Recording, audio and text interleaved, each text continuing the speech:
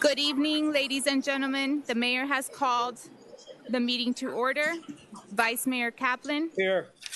Councilmember De La Cruz. Here. Councilmember Gross. Here. Mayor Lindsay. Here. Councilmember McCormick. Here. Councilmember Moss. Here. Councilmember Petros. Here. We do have a quorum, Mayor. If you may please rise for the Pledge of Allegiance. I pledge allegiance to the flag of the United States of America and to the republic for which it stands, one nation, under God, indivisible, with liberty and justice for all. Next item, Mayor, is brief comments by council. Welcome, everyone. We're glad to be back from a summer hiatus, and children are back in school, and we've got a full house. So it looks like our village residents are ready to engage and get some work done. And we thank you for being here today. It is my honor to present to all of you our new village manager, Aundrea Agha.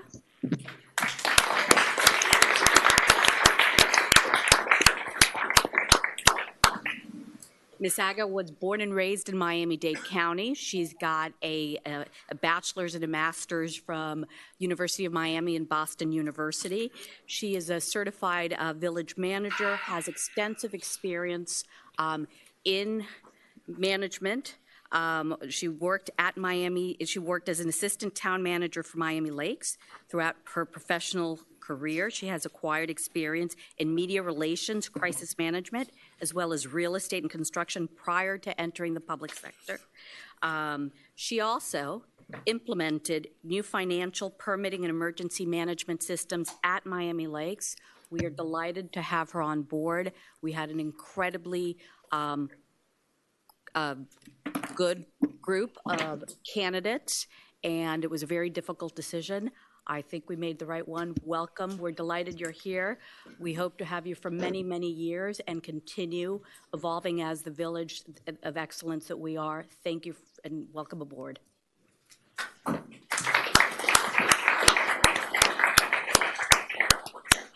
No prior manager ever engendered standing room only. They knew. Right. Next item, Mayor, is approval, deferrals, additions, deletions, substitutions, withdrawals. Council members? Nothing. I want to take out number 10A2. The Islander had a follow-up article that I think cleared up some misconceptions with regards to freebie, which was my intent, and I don't think we need to go further than that. Anybody who has any questions should read the Islander article and then call us if you don't.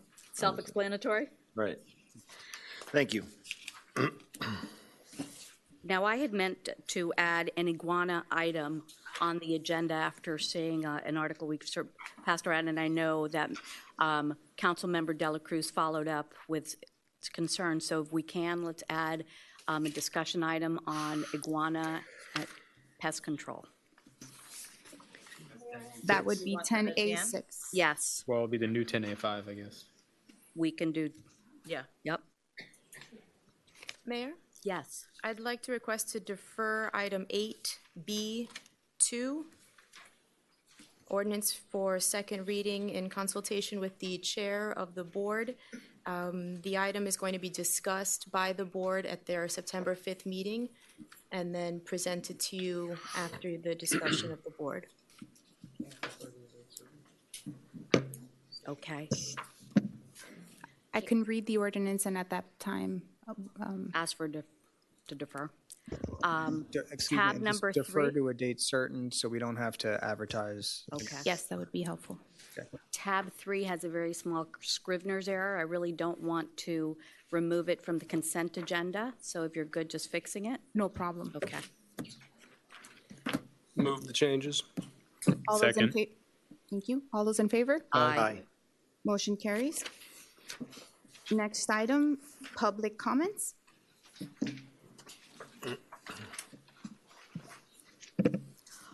Our first speaker is Luisa Umana.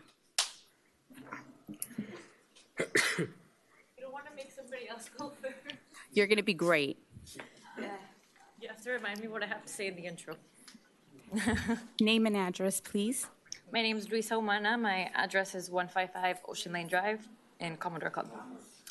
So I was here 2 months ago regarding the plastic straw ban. It all got approved by all of you last time, so that makes me very happy.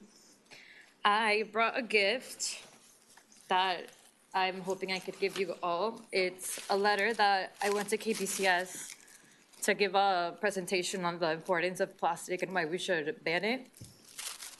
Sorry, I'm really excited. And I asked them, as extra credit, their teacher allowed it, to write a letter to their favorite restaurant from the Key, explaining why they think they should ban straws or plastic bags and why it would be a smarter decision. So I brought them for you.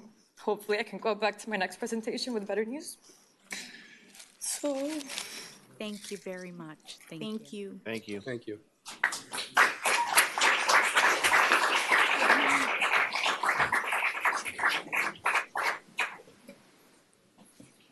Our next speaker. Oh.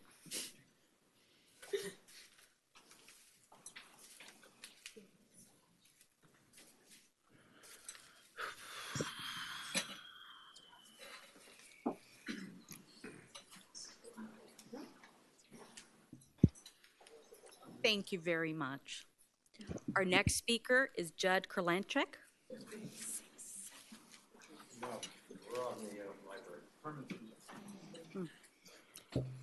No. We're on the library. Okay. Our next speaker, Cliff, are you speaking now or did you want to speak? I'd like to speak now. Please come to the podium.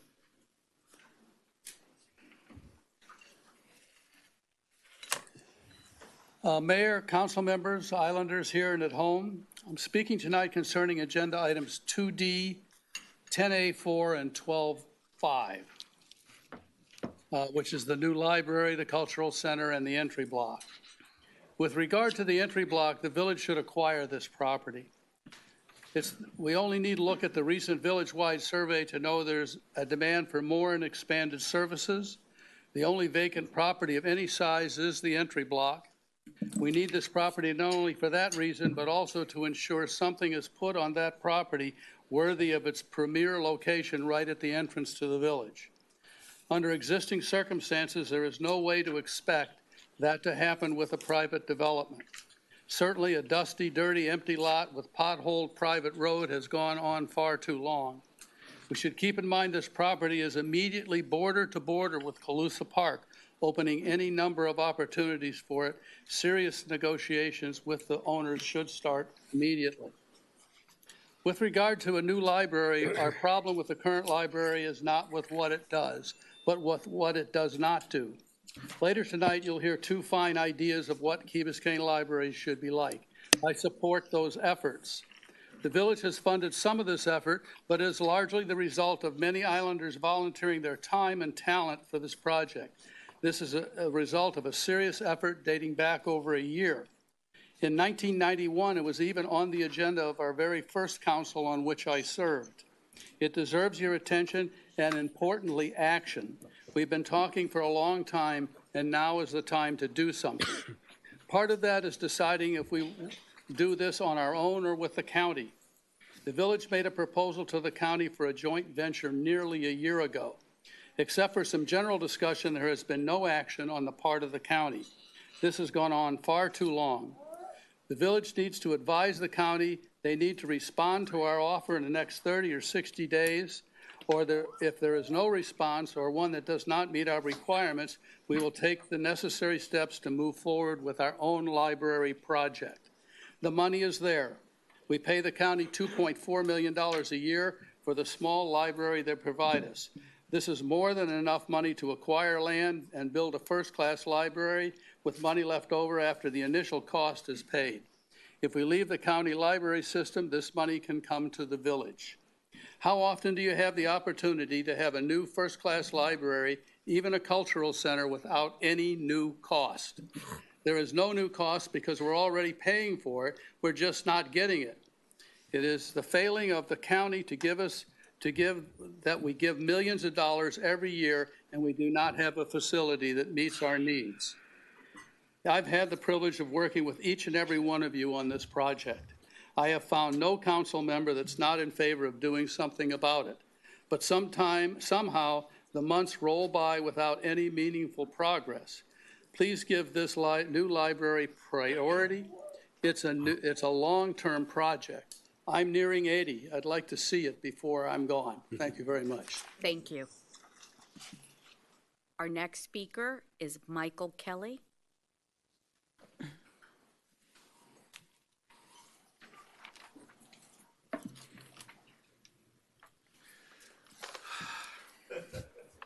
Mike Kelly, 395 Gulf Road, Mayor and Council, glad to be back in front of you once again. This is the third time I've come before you concerning the passive park at 530 Crandon since I left the council 22 months ago.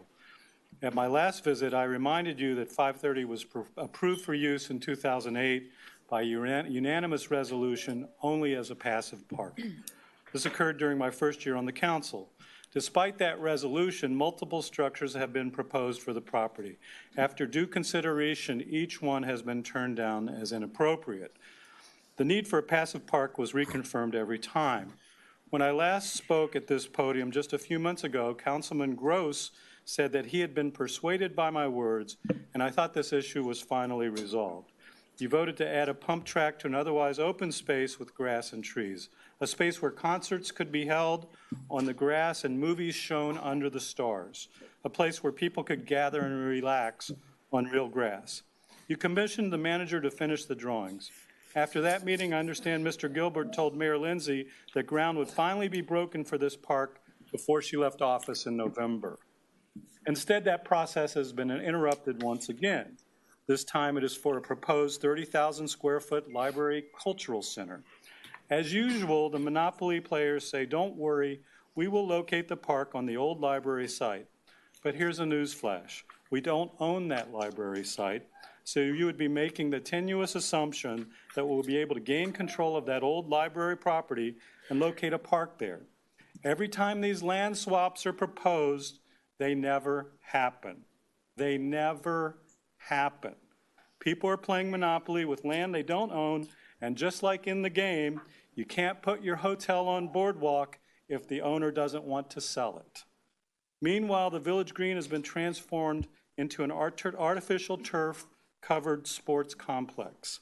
I voted for the project because we definitely needed a durable playing surface for our athletes. But I also naively believed that 530 would one day be a passive park with real grass. This latest proposal would eliminate the only grass-covered field in the entire Central Village to build another gigantic building with the hope that someday you'll be able to convert the existing library site into a botanical garden. If you want to build a cultural center, do it at the library. If that site isn't big enough, do it at the entry block. But don't get rid of the last passive park space with real grass in the center of our island. Please, finally build that park at 530 and break ground before the elections in November. It will be great for our island and a great legacy of your service for our village. Thank you very much. Thank you.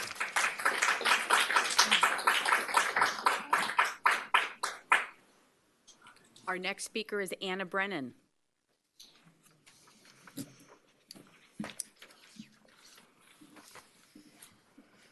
Good evening, Anna Brennan, 465 Harbor Drive. I'm here to request action regarding the iguana infestation affecting our village. It is already a large and growing problem that is affecting our quality of life, our properties, our schools, our parks, and green public areas, and potentially our health by their numbers and volumes of excrement left all over daily. The lack of natural predators and the fact that we are an island compounds the problem as their population sizes continue to grow. 3 and 4 foot long iguanas are now common. We return home every day to pick up iguana species. They defecate as much and as frequently as mid-sized dogs and require a greater effort in cleaning up after them. Removing the remaining stains and crud requires a pressure cleaner and Clorox. They defecate in our pools and all over paved, unpaved areas and from trees, creating a health hazard. They are destroying our plant life, eating all kind of greenery, shrubs, tree, leaves, flowers, and orchids. A large 10-foot flowering bougainvillea in our front yard has been stripped bare. There is no effective antidote. Repellent sprays, believe me, I've tried them, and other promoted solutions do not work. They stink and result at best only to cause these creatures to migrate to a neighboring property until the foul smell dissipates. In the meantime, our yards stink. Iguanas burrow, digging sizable holes, damaging our lawns, and creating tunnels that can cause the ground to settle and affect the integrity of concrete decks and swimming pools. We have friends that have had their dogs bitten by them. All of this detracts from our quality of life and has the potential to impact the value of our homes. This plague requires a community-wide effort. Otherwise, they just move from one green area to another, from one property to another. I speak on behalf of many people. This is a common concern and a topic of conversation in our community. Something needs to be done, and I believe that, as with the beach replenishment, this is a needed, appropriate role for our village government and the use of our tax dollars. In our name and that of our neighbors, we are requesting appropriations sufficient to address this problem. I thank you very much. Thank you. Our next speaker is Sally Brody. Hi, Sally Brody, 613 Ocean. I'm speaking tonight to say really nice things about the people and the programs that I have been involved in for 40 years. As you know, Cliff and I are moving to the west coast of Florida, and so maybe this is the last time I get a chance to speak, so I'm going to say good things. Thanking you for the ASK program. Ed Stone, a valuable volunteer and our leader, has put together many wonderful, wonderful events and programs for the seniors, active seniors on the Key, and you only need to be 55 to be a senior. Hear that, Gary? I wish. Roxy and Todd have supported us over the years. What a fantastic team, Roxy and Todd. Because of that team, the seniors are busy. Some seniors stay all day at the community center under the watchful eye of Todd and his gang. The Community Foundation, with Melissa in charge, gets an A++. I gave her lots of A's when she was in my classroom, so she deserves A++ for what she does now. The fire and the police, outstanding, Chief Press and Chief Lang, great leaders. As you know, the group of persons making the fidget blankets has been very successful, and I have people that are going to take over, so that's not going to fail. Has been very successful helping the caregivers and the persons with Alzheimer's. It's been great. Also pickleball and the cat spade and neuter program. I thank you for that. So you see the council funds a lot of very popular and useful programs. Thank you, council. I'm grateful for being a part of such a great community, and thank you. Thank you. Thank you.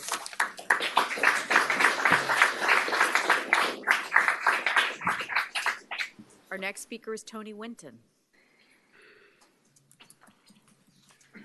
Good evening. I'm here briefly to speak on the agenda item that I think is the most important item, which is the strategic plan. I want to commend Councilmember Moss for bringing it up for you. There's nothing more important than thinking strategically about the many fine initiatives that all of you have been bringing up over the years, and you've heard some of them this evening. But the way to do that most effectively and most efficiently is with an open, sincere, and quickly convened strategic process. There's no better help you can give our esteemed new manager than forming a concise and clear strategic vision that she and the staff can then execute on. So I want to just encourage you to go ahead with that process, to set a timetable as soon as you can for how you want to proceed, and firm deadlines and benchmarks so that you can come out with a document that the community can get behind and know where we're going in the future. We have so many big challenges: sea level rise, the undergrounding project, all of the great initiatives you've heard from the public tonight, but it will all work best if it's done in a strategic vision. And again, thank you. Thank you. Our next speaker is Julie Dick.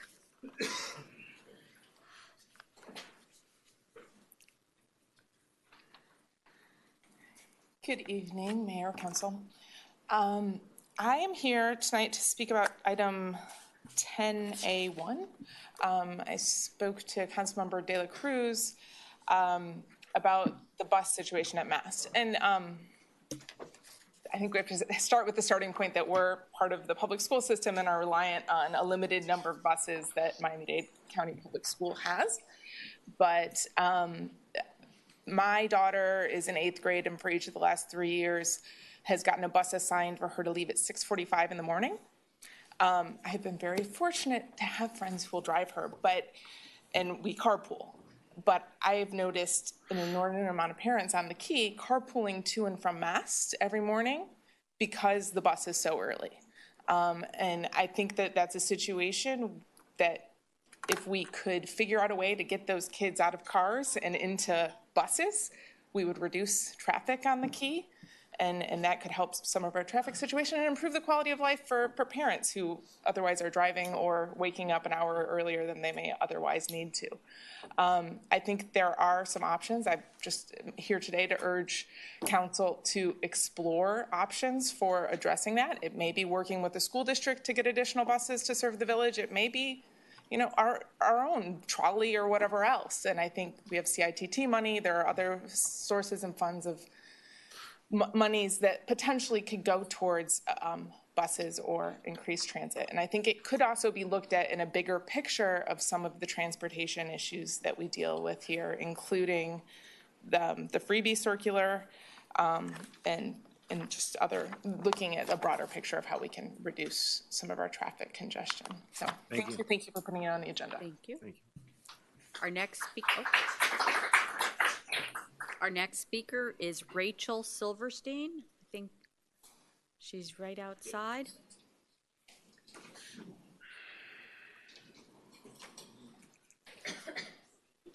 I saw a new addition to the Silverstein clan. Welcome. Thank you so much for the time to speak to you all today and for your support of the straw ban that is on its second reading today. I'm here with the honor and privilege to represent the members of my organization, Miami Waterkeeper, many of whom are residents of Key Biscayne and many of whom are here today.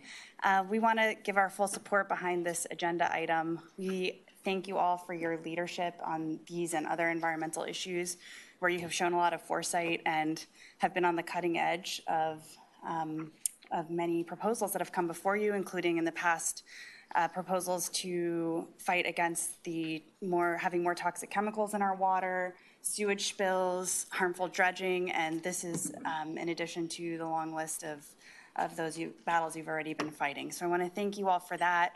And also, while I'm here, I want to let you know that Miami Waterkeeper is going to be starting a water quality monitoring program in Biscayne Bay. We would love to include Key Biscayne in our list of sites. We've been coordinating with the Key Biscayne Community Foundation and Melissa and Rumia about that as well. So I wanted to let you all know that that's coming down the pipeline, and that will be focusing on sewage indicator bacteria in the waterways. So I would love to chat with all of you more about that. And thank you again for considering this important item. We're here to answer any questions you might have about this or other issues related to waterways. I have a quick question. Yeah, please. We had a big issue here with the closing of our beaches, specifically on the north and the south of our direct beaches. Yeah. And there was a lot of misunderstanding of what was happening. Are you aware of what happened this summer to us? And how we can work to keep that from happening again. Absolutely, and that's been on the top of our agenda item at our organization. So Miami Waterkeeper is a nonprofit in Dade and Miami-Dade counties, I'm sorry, Dade and Broward counties, focused on swimmable, drinkable, fishable water. So when water is too polluted for swimming, that's a huge issue for us. And we actually have an app that the Waterkeeper Alliance runs that we have now taken internally, where you can find the latest Department of Health water quality information in the app called Swim Guide. You can download it, and before you go to the beaches, we're updating that every day for the latest test results. We have been trying to work with the Department of Health, who's doing that testing, about how to disseminate that information to the public, because one of the issues that happens is that they'll test one day, and if the test fails and there's too much sewage bacteria in the water, they don't immediately close the beach. They'll test again a second day, and then they'll close the beaches after 2 failed tests. On our site, we're letting people know if we have information that there's even been 1 failed test, so people can have access to that information. And one of the other issues we're finding is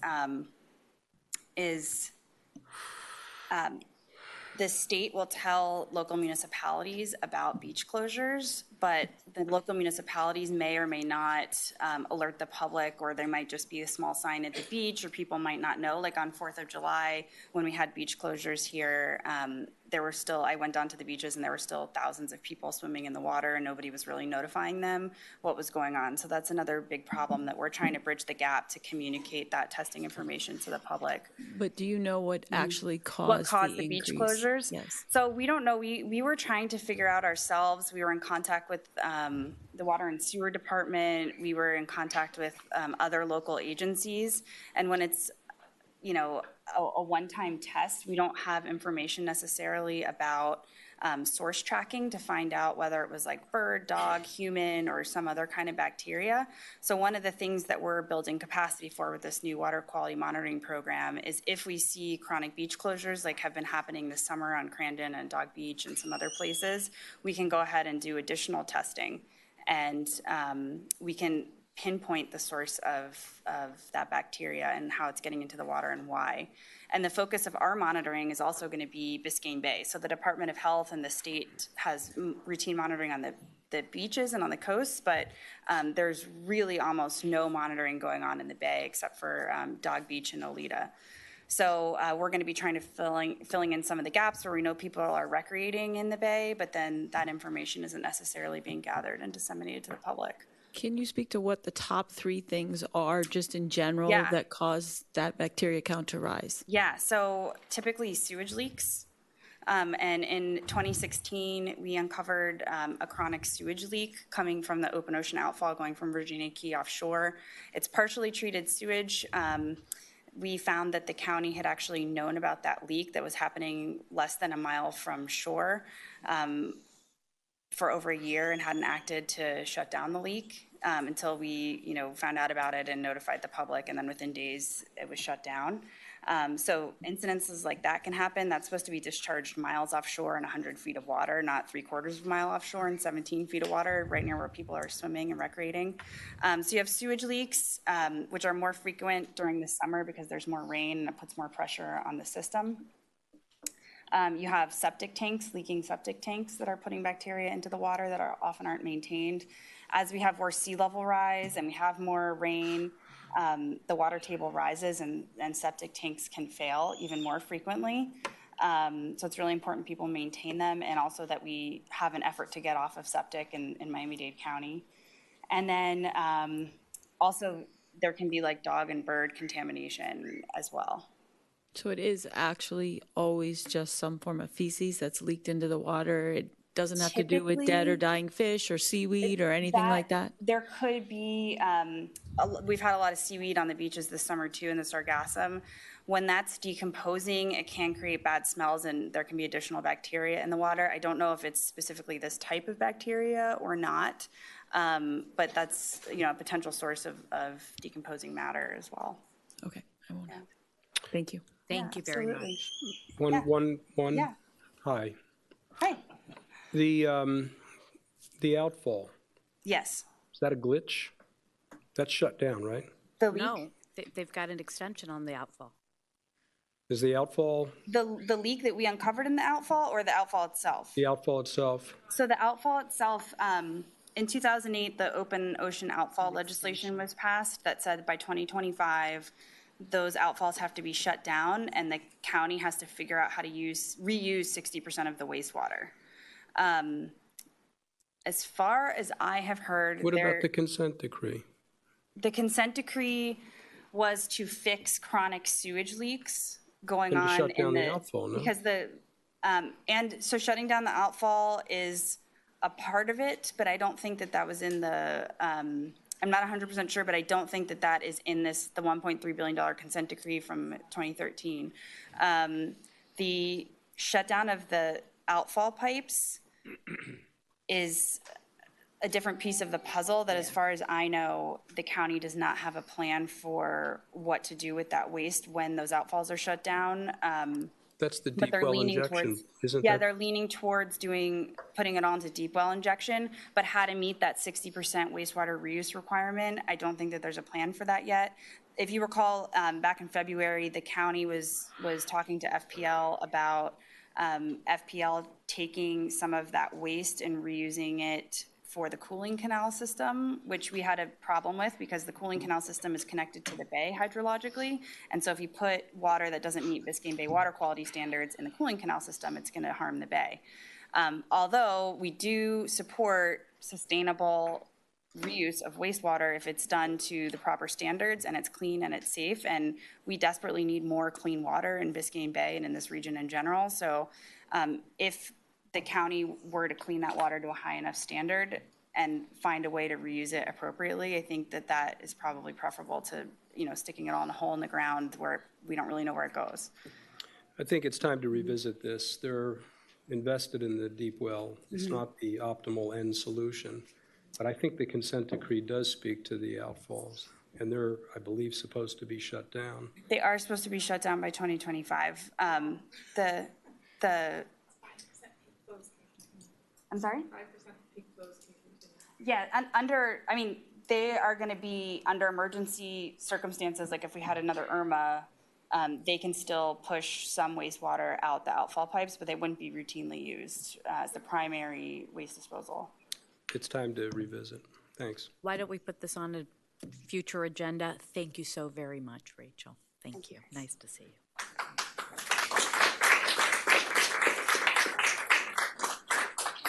The next speakers are Suli Agostini and Diana Ellery.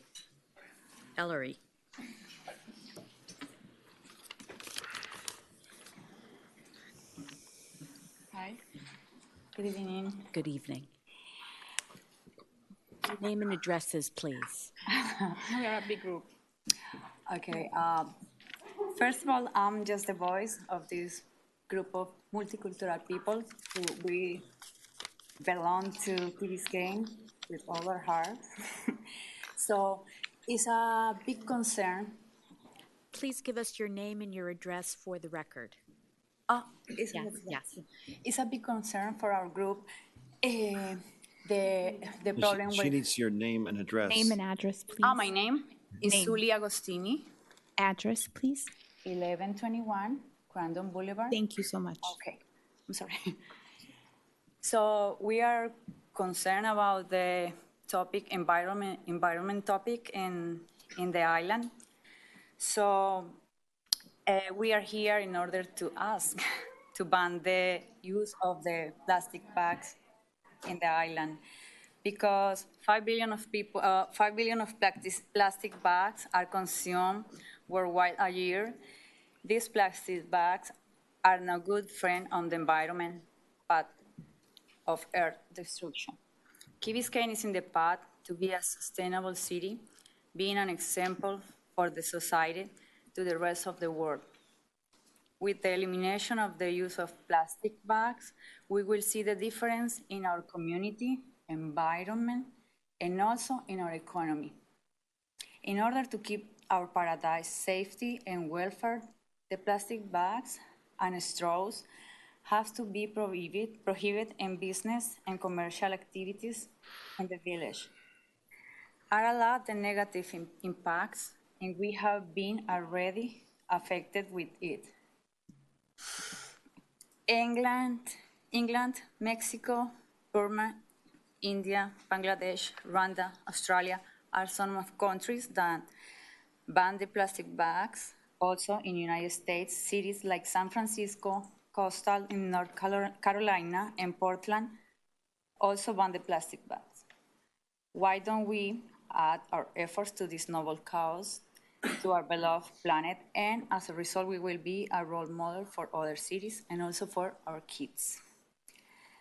The village of Key Biscayne is committed to environment consciousness and leadership. It's also well known that now are adopting ordinance by prohibiting the sale of use of plastic straws. Actually, today is in the agenda and the item AB1.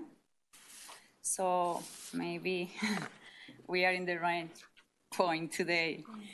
So therefore, we are here to ask for retake the chapter 3 of the Key Biscayne Sustainability Plan. We would like to call this plan and do something about. That's why we are gathering our efforts, and we would like to help in any way, because we would like to have a beautiful island for years and years for our kids. Also be a good example for other societies. I think we are in the good path, and we can make it. So thank you for listening. You have the law, and we, the community, have the hands ready to work as a team for the welfare of everybody. Thank you. Thank you very much. So that you know where this council stands, we passed a resolution asking for the banning of plastic bags. We all agree with you, and I think our community agrees with you. But we are prohibited by the state from doing an outright ban, an ordinance banning. But we could do it voluntarily. Exactly. So that's what we would all love to do, and we would ask for your help for community outreach. So someone will be getting back to all of you because we need your help, and we thank you for being here today. Thank you so much for listening. Thank you.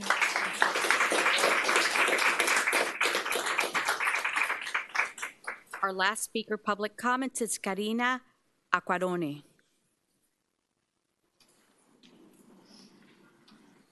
Hi, I'm Karina Aquaroni, 141 Crandon Boulevard. It's my first time here. Welcome. I'm a concerned parent because of the transportation for Mass Academy. As the other lady said, I have a 7th and an 8th grader, and I see it's becoming more of a problem in the morning that we have to rely on carpools. Traffic is bad. We block the cyclist lanes and everything. So I said that people need to stop complaining on the Watsapp groups and try to come to these meetings and bring up the problems that we have as parents. Because I think it's, even in the afternoon, the buses come late, they're overcrowded, kids are running down the stairs, getting hurt. It's even a matter of safety. So I think it's something that needs to be, the only thing we could do is address it here and see if we could all together. I've been in other states, like Texas, and we had public school buses, and we had a cap per family, like that we had even pay, but at least it was something, like an option that everything would work and everybody would have the right to ride the bus in the morning and in the afternoon, and try not to be such a big problem, which is being right now in the mornings to get to Mass and out. And that's all I just wanted to bring up. I'll be coming more, and thanks for your time. Thank you. Thank you. Thank you. And now we will be closing public comments. Next item on the agenda, please. Next item under special presentations, presentation of a proclamation to Key Biscayne Beach Ambassadors. Mayor Lindsay. Absolutely. The Village of Key Biscayne was founded by extraordinary people 27 years ago, and we continue this legacy today. Today we have 4 extraordinary people who inspire, educate, and act as agents of change for Key Biscayne. They really make a difference, and I would like to call them in reverse alphabetical order. So Art Yaron,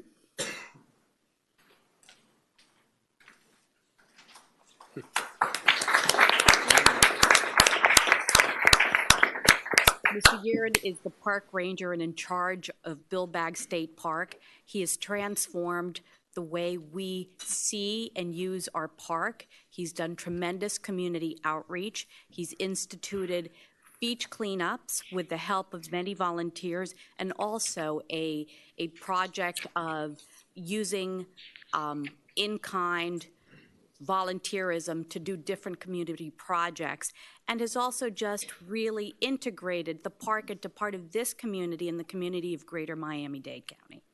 And thank you. Please stay for a little while. Don't move. Our next person is Manny Rionda.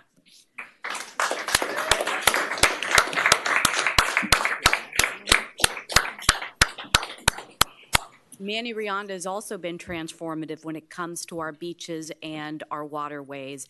And if you know Manny, you know it's good to be a weirdo. And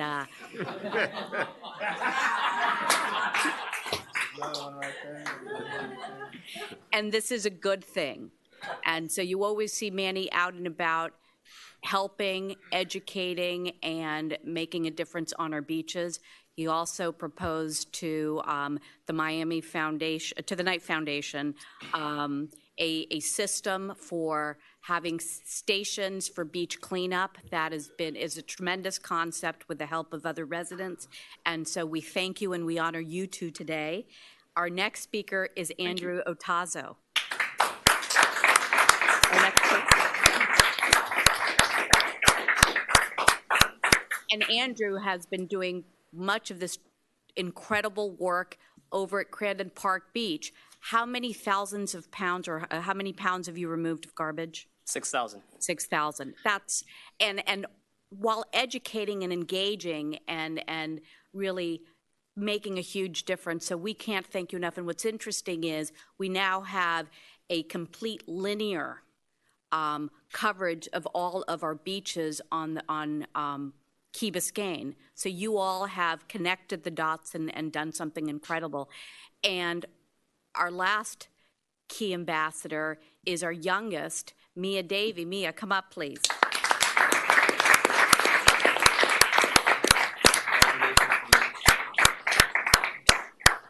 Rounding out the group, that commitment and passion is important, and that everyone can make a difference, and we have to start with our commitment to our environment at a very young age. We thank you all and honor you, and we have a proclamation for you all today. And if you bear with me, I'm going to read it for the record. It's from the proclamation from the Office of the Mayor. Whereas through our commitment to protect and improve the quality of our beaches, the Village of Key Biscayne acknowledges our community's shared commitment to raising awareness and encouraging residents and visitors to examine their personal impact on the environment. And whereas the Village of Key Biscayne has been a strong advocate of the importance of our coastal shoreline and beaches, and whereas some of these benefits include biologically diverse ecosystems that provide habitat for many species, serve as buffers on the coast against storms and flooding, and naturally filter water by breaking down or transforming harmful pollutants, and a major attraction to locals and tourists alike. And whereas the Village of Key Biscayne challenges residents and visitors to help conserve and protect the beaches and the water life by actively continuing to help maintain and improve village beaches. And whereas Key Biscayne residents, Art Yerin, Manuel Rionda, Andrew Ortazo, and Mia Davey, recognize the enormous need to undertake actions aimed at raising public awareness of our coastal beach values and benefits by creating, leading, and supporting projects that demonstrate and encourage conservation, sustainability, and protect the beaches and water life. And whereas the efforts and dedications of beach advocates, such as our four wonderful people in front before us, to organize beach cleanups, raise awareness about our pollution challenges, and remove considerable quantities of litter from a coastline is commendable. And whereas by their promotion and facilitation of our coastal cleanups, the creation of tangible and immediate improvement on the Village of Key Biscayne's coastal environment is invaluable. and whereas it is fitting and proper that that official acknowledgement be given to all the participants and organizers of the beach beautification efforts. We thank you all. Thank you very much.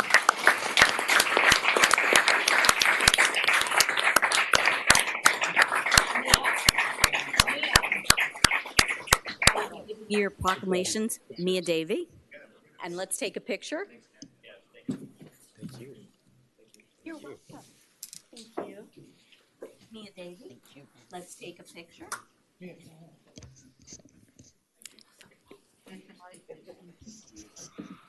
Does the council mind coming down?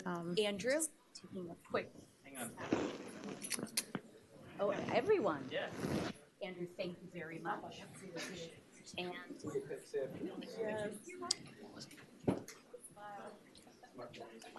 yeah, if you can.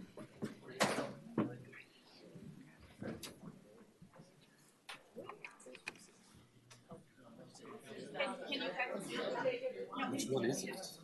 Press needs to put up. Press needs to put up? Yeah, it's one of these. He said which one is that there?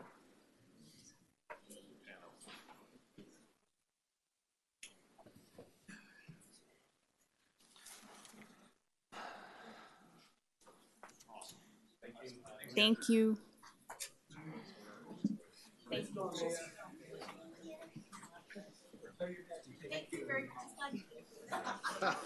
Yeah, that's not the.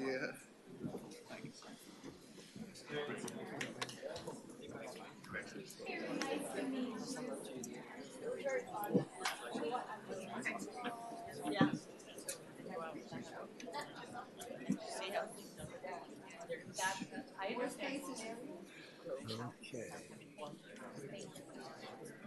Yeah, half. We should all have that. That way you don't have to.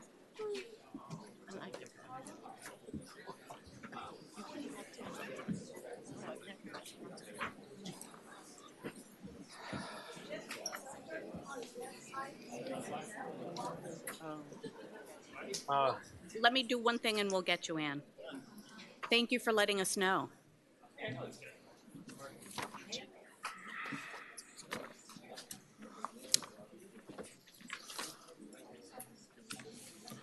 Our next item. Next item, Mayor, is an introduction of Mass Academy Principal, Dr. Derek McCoy. Dr. Derek McCoy.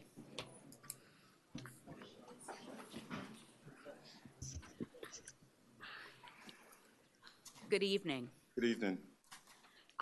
Welcome to Key Biscayne. We're so delighted to be able to introduce you to our greater community as our new principal for Mass Academy. You are delighted you are on board, and I'm going to read your bio so people know in what great hands we're in. And so Dr. Derek McCoy is a career educator who's been working in the field for 30 years. He started in a profession as a middle school science teacher, immediately graduating from Florida State University. We won't hold it against you. He feels fortunate to have participated in a teacher recruitment program sponsored by Miami-Dade Public Schools and the University of Miami, where he completed his Master of Science of Education. He later pursued his doctorate in Child and Youth Studies with a specialty in school management and instructional leadership at Nova Southeastern University. He worked 6 years as an assistant principal for one of the largest high schools in the state of Florida. Dr. McCoy was promoted to principal of a middle school and spent 5 years there before being reassigned to high school.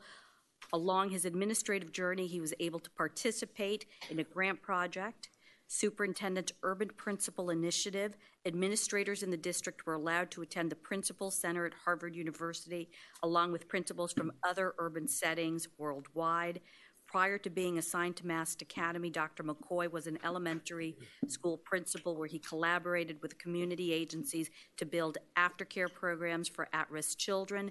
Dr. McCoy stated, "We feel very fortunate. I'm looking forward to working with the Village of Key Biscayne as an ambassador for Miami-Dade County Public Schools and as a new instructional leader at Mass Academy."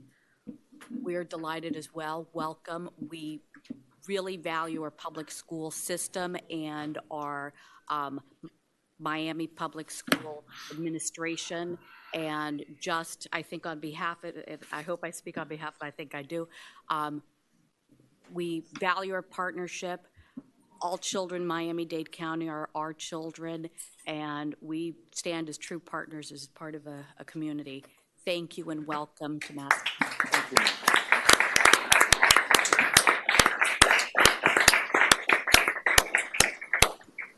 Next item, Mayor. May I just, while they're here, I would like to just speak to something for a moment, if I may.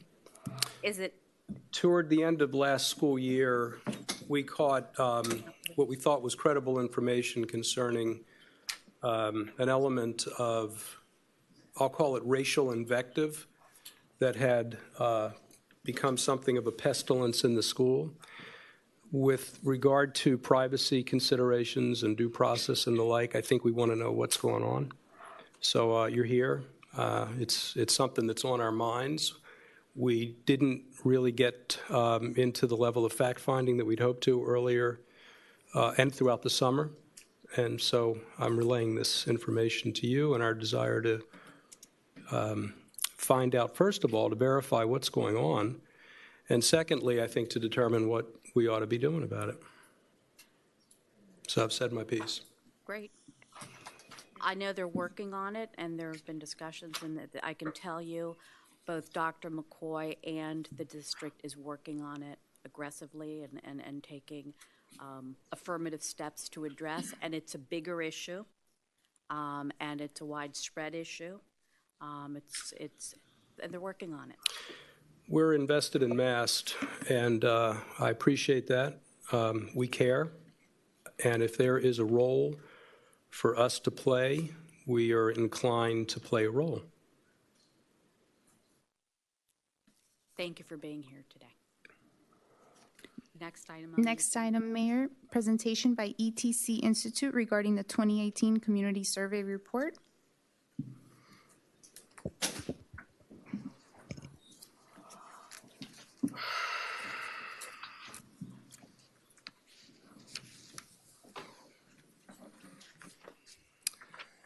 To see, is it loaded?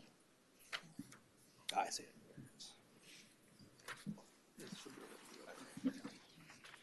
Is that it? It looks like it is.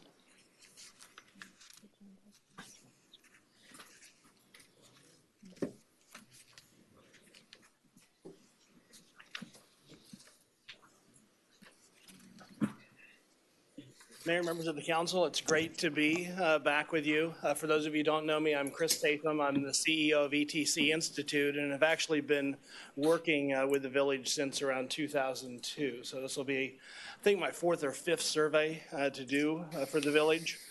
Our firm is now an international firm. We have hundreds of employees over the last 15 years, but I made a pledge to you all to be the one that comes back. So that's why I'm here. But I want to walk through with you really some of the findings that are really good news and show that you're on the right direction.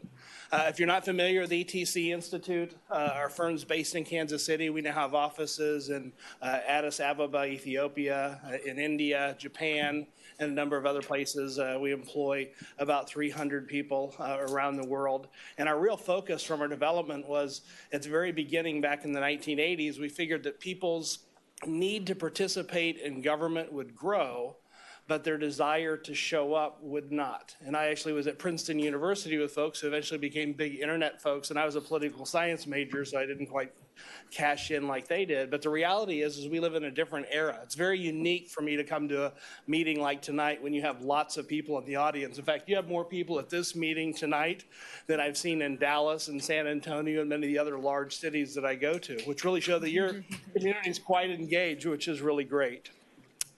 So if you're not familiar with our firm, you can look. I won't spend a lot of time telling you, but I know it's important that you know that you have confidence that you're hiring a firm that does this well. And I've managed over 2,000 of these across the country, and I'm actually considered the expert authority when it comes to how to do community-based market research. So it's great to be back here with you. Tonight, I won't spend a lot of your time, but do want to update with you really why this is done. And one of the reasons it's done is to really let you know how attitudes and opinions of your residents are changing over time. In 2018, you have different people who weren't here 3 years ago in very different conditions that existed back when we did your first survey in 2002. So as time changes, expectations change, and if you do the same thing the way you've always done it, chances are you're not going to be keeping up with what people expect. As far as the methodology, this survey was sent out to 2,500 random households. So that's most of the community. Not everybody got one, but the majority of residents did. Our goal was to complete 500 surveys.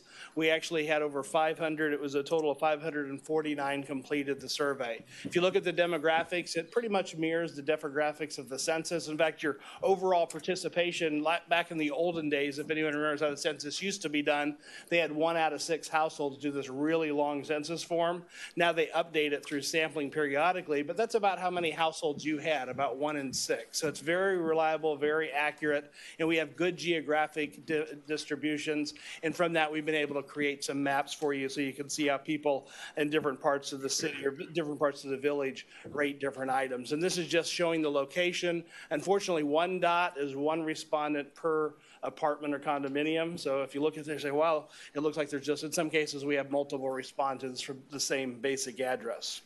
Here are the basic conclusions from this year. There's a lot of information there. Bottom line is, this is one of the best places to live in the country. I mean, I look at hundreds of these every year, and you have one of the best places, most desirable places, and I'll show you that in just a little bit.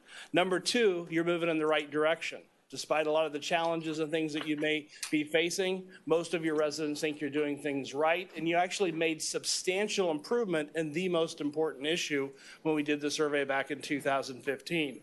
Traffic conditions, your enforcement of traffic laws, your beaches are among the things that people care the most about, but there are a lot of other things to address as well, and there's strong support for the acquisition of open space for additional trails and sports facilities, and I'll kind of walk you through. But those are really the major findings. You can see a lot of the detail. The first just is the quality of life. We ask a number of what I call strategic indicators regarding the health of the community, things like how people rate it as a place to live, raise children, and so forth. And what you'll notice on this chart is it's really blue. Most communities don't have these kinds of ratings. In fact, as a place to live, you have almost 100% of your residents giving you at least neutral or positive ratings.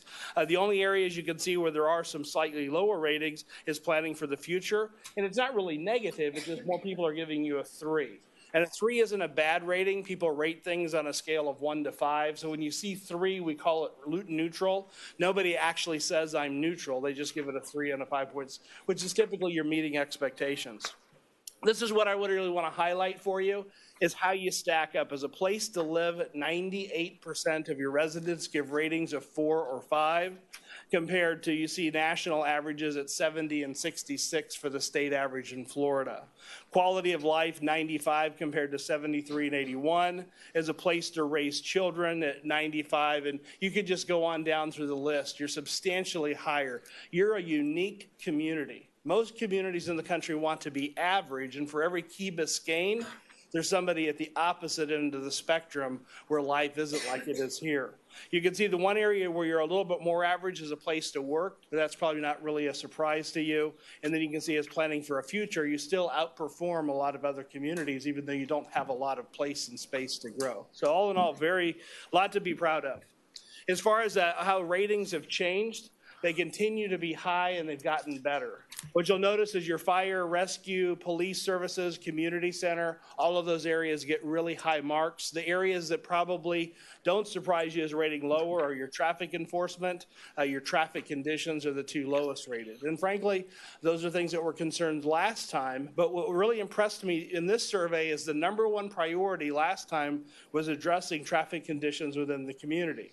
I'm sure things have grown and developed more to some extent over the last 3 years, but you went from 17%, which isn't a particularly high rating, to 26%. So you went from having 1 in 6 people feel that you're doing a good job to having 1 in 4 people. So you're definitely moving in the right direction on the #1 issue for the community. In addition, you can see the tremendous change in the perception of your sports fields, which went from 40 to 67%. So some of your investments and changes in that area have truly paid off. Most of the other areas went up a little bit, down a little bit. Overall, overall things are moving in the right direction. In addition, with your community center, just want to highlight, I won't read all of these, but if you look at the yellow bar, which is 2018, compared to the blue bar, which is 2015, you're going to see just dramatic improvement across the board. And your community center is really important to the community. It's ironic, I remember being here in 2002 when everyone wasn't sure if you even needed one, but the results of the survey research said you did. It passed based on the results, basically in line with what we predicted would pass. And you can see how important it's become to the community across the board. In fact, I'll show you in just a little bit that the usage of the community center is very, very high, particularly when compared to other communities. When it comes to some of your priorities, this shows you how you stack up in some major service areas. For example, your community center rates better than most other communities. You'll see the quality of your street conditions is substantially better. Florida generally rates, states to the south rate better because they don't have all the freeze-thaw issues, but you still outperform the rest of Florida. But you look down at the bottom, traffic conditions, and this is ironic. You might think, well, this doesn't compare anything to even in Miami or let alone maybe Chicago or New York, but it's all about expectations. If people want to go from their house to the community center in 2 minutes and it takes 3, that's too long. And so managing that will be important. Right now, the survey results show that it's not impacting people's perceptions of quality of life. And that's really, once those big level indicators start getting impacted negatively, that's when it becomes a concern. Right now, it's something that people aren't happy with, but it's not impacting their overall quality of life yet. But that's one of the reasons you do these surveys, so you can figure out when it will. And you can see the top overall priorities are the traffic conditions, traffic enforcement, beach maintenance, police services kind of round out the top 4.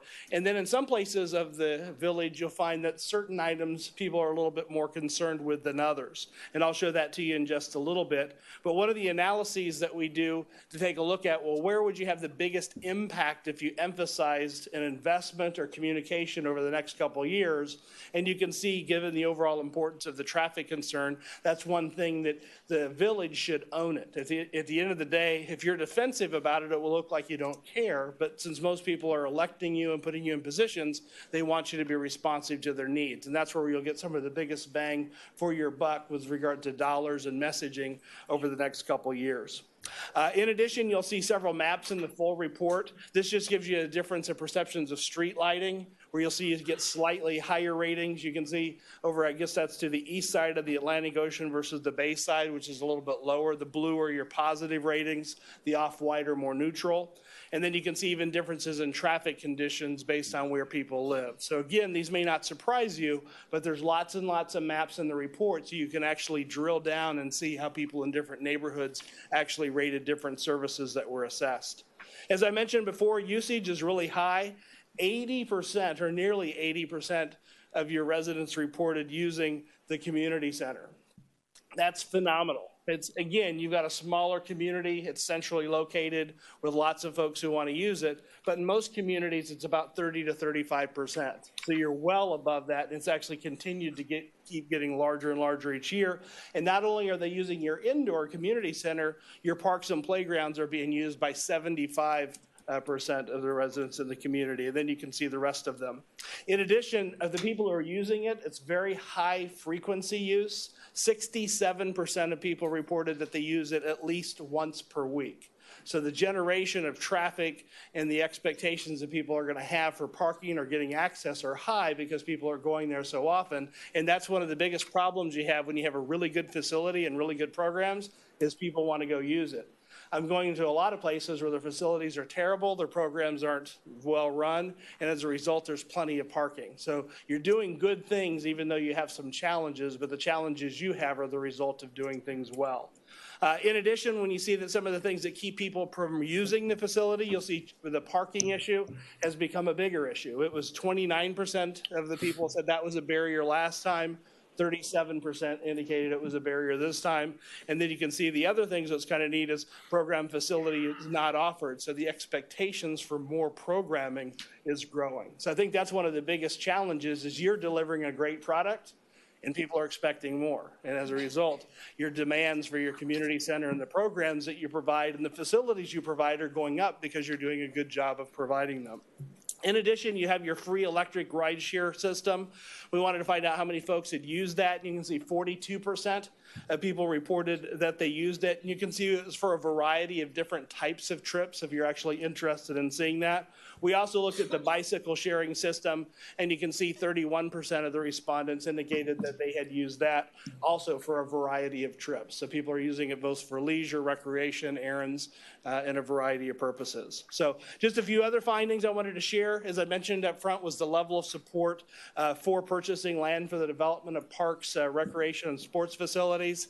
50% said they were very supportive. So that's extremely strong. You add in another 21%, you got 71% of your residents that support that. And I always compare the intense positive to the negative. I usually tell folks if you're going to move forward, it should at least be 2 to 1. Well, in your case, you only have 15% opposed and you have 50%. So it's not just at that minimum threshold. You have over 3 times as many people feel very supportive than not supportive. So very good environment if that's something that you want to do. In addition, we looked at different actions that you might do to improve the existing community center. And you can see additional parking access was at the top of the list, not a real surprise. Expanding your fitness center was next, followed by acquiring open space for passing activities and a few other items. And then the last thing, you might have noticed that code enforcement rated below average on some of the benchmarks I went through real quickly. Here's your challenge. About half the folks think you're doing it about right. I've asked this question in probably 100 places over the last 20 years, and usually you can pick a side. The problem in your situation is you got basically 21% say it's too much, 22% say you're not doing enough. And so I can't give you a good solution. I usually like to come in and be the hero and tell people, well, look, it's a 4-to-1 ratio that you're not doing enough, and it's real clear. In your case, it's not so clear. So unfortunately, you all will have to be the ones that deal with that. And that's one of the challenges is you live in a community where people have different expectations, and as a result, you'll end up having hopefully a lot more input like this that you'll be able to engage folks with. So just to summarize, I know you have a lot on tonight's agenda. Great place to live. I actually brought my family here on vacation a few years ago for one of the surveys, and they remembered I was taking pictures and sending off to my now 27-year-old son who has kids and reminding him where he lost his lobster at one of the meetings I came down to years ago. But just a great place to live. You all have done a great job as leaders managing the direction of the community. People feel good about where you're headed. But I think the reason you get so much engagement is people feel you listen. You engage them in the process, and you consistently seem to be responding to the needs, and you're delivering good products, good services, good facilities. I think that's one of the reasons people are using them so much, and as a result, you're having challenges like parking. But all in all, great job as a leadership group directing the city in the right direction, and it's great to meet the new village manager. So with that, I don't know if there's any questions, but just wanted to give you a few highlights of the findings. Thank you. I always ask this question, and it's always puzzled me and bothered me a little bit about the requisite knowledge level to be able to answer these questions meaningfully, or any questions meaningfully, so that the conclusions that we draw are worth drawing. Do we just assume that in an educated and engaged community? Or is there a methodology to better ensure that we're asking the right questions the right way and that people are understanding the background sufficiently? It's a little different here because one of the biggest differences is in most communities, well, I'd say it's, and to some extent you may deal with this, how many people really think traffic's an issue? You know, you might hear it from a lot of people, might show up, but you don't really know, versus other items. So a survey like this really helps you quantify the magnitude of the issues and the concerns, and then helps you track general attitudes over time. Like, are we doing a good job meeting people's expectation for quality of life as they raise children and so forth? What it doesn't actually help you, what is the problem with the traffic conditions? I can't tell you that, but this is the types of interactions you need to have. And communities that do well have both processes. They're able to listen to people so they can understand, hey, traffic conditions are a big concern, and here's why. And so I think, effective communities have good open processes like this, lots of community engagement, which clearly you have if this is typical of the community. But a survey like this helps you prioritize at the end of the day. Otherwise, you could have a meeting like this and have 6 different groups all show up and say their issue is the #1 issue, and you may not be able to differentiate which one is really the top issue. I think we're going to keep doing this, but it's going to become a little bit more challenging, I think, because our demographics will reliably include more newcomers who are not grounded in our community and who may not have the database and background to understand why the question, do you support park acquisition, is rooted in something really deep here. So clearly we'll do no code enforcement for a month, and then we'll do too much, and we'll see what works better. And only traffic control. Yeah. Yes. Traffic, right. Well, all our code enforcement officers will be out there managing traffic, Right.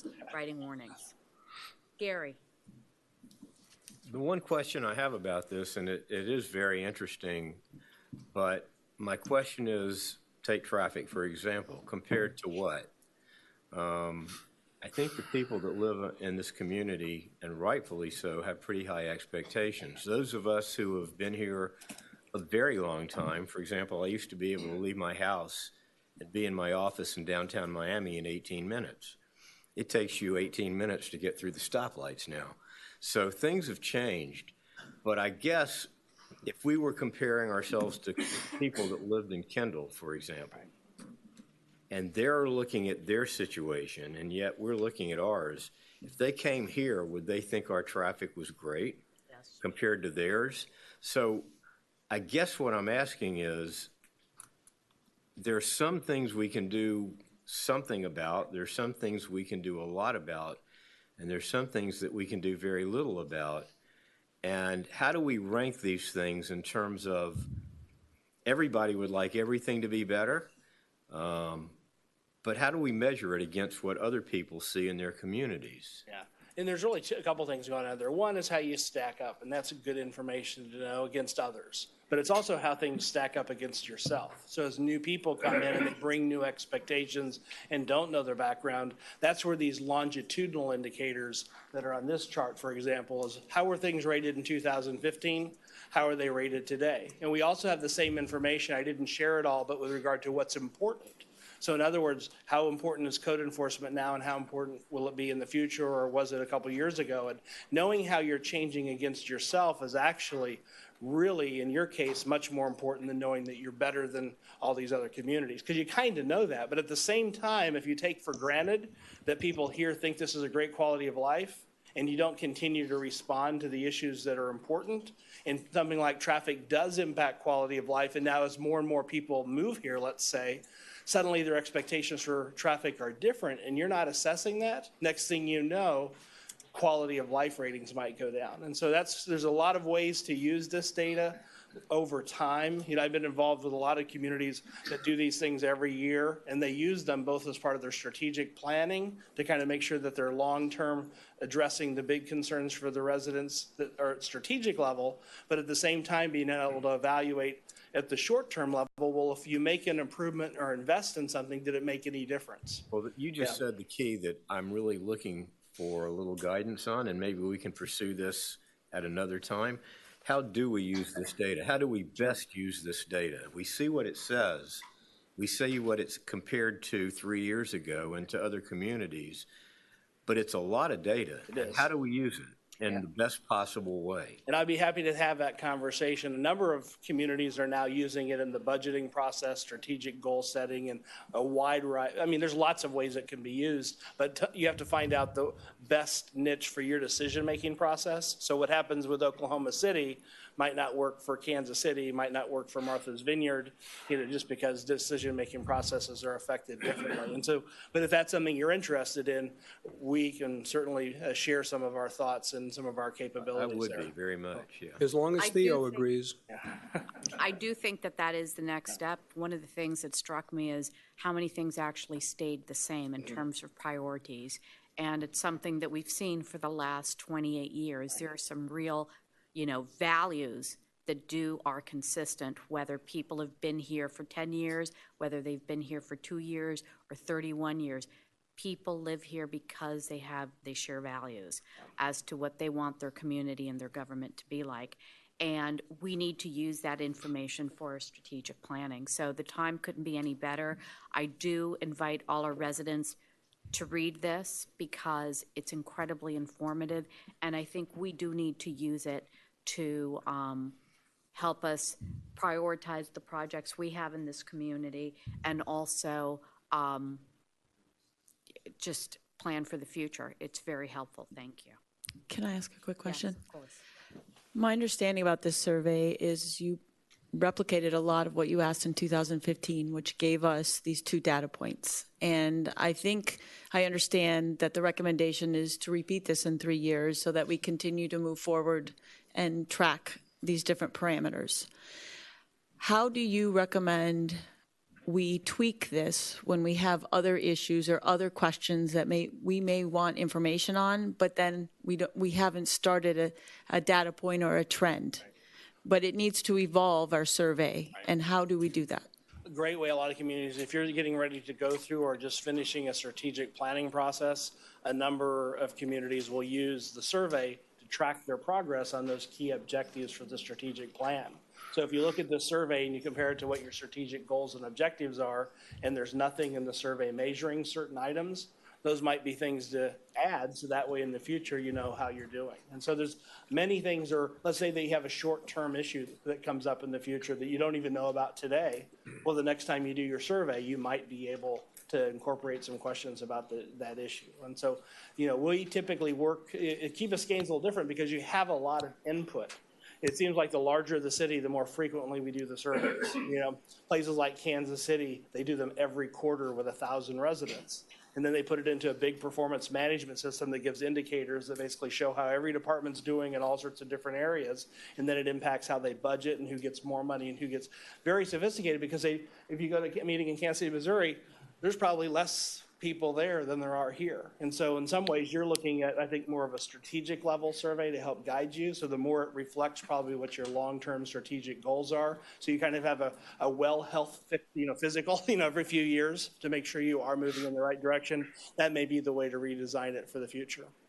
But we still need to keep parameters here in order to continue to track them and have these trends. Absolutely. So it's a mix. And there's certainly a lot of questions in here which are probably going to be tied in and would clearly support some of the items in your strategic plan. Though I'm not familiar with it, I know how a lot of communities assess themselves. And so there's already a lot of good data here, but just refining it to make sure you have that next time.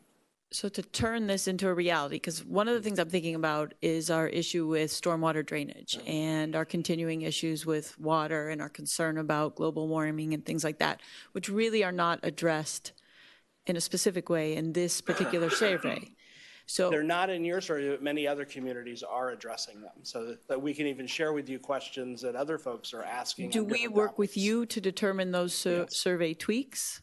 As long as we know what your desire for data is, we can come up with example questions. At this point in time, we do hundreds, thousands of surveys. We have a massive database. So if you're going to do something about recycling, I can give you 100 questions on recycling. If you got an issue about crime, we can give you questions about crime. So if you've got a topic you want to explore in more detail, we can give you questions that have already been proven and tested, but then tweak them to the local conditions so that way they actually meet and measure what you want to measure. And given the size of our community, is your recommendation that this occur every 3 years, or is the timeline, does it switch? It's always how you use the data. So if you can use the data and actually roll it out every quarter, you do it every quarter. If it's more at a strategic, high level, kind of what I call that well health physical, every 2 to 3 years is acceptable. It should be within your turnover of most of your elected officials. That's usually what I recommend, is because otherwise it can become a political tool. You do a survey and then everybody just runs on the survey. So I recommend having a fairly consistent process that you stay with and using it consistently over time so it doesn't become a political football. Okay, thank you. Thank you very much. Thank you all very much. Good to see you all again. Thank you. Council members, if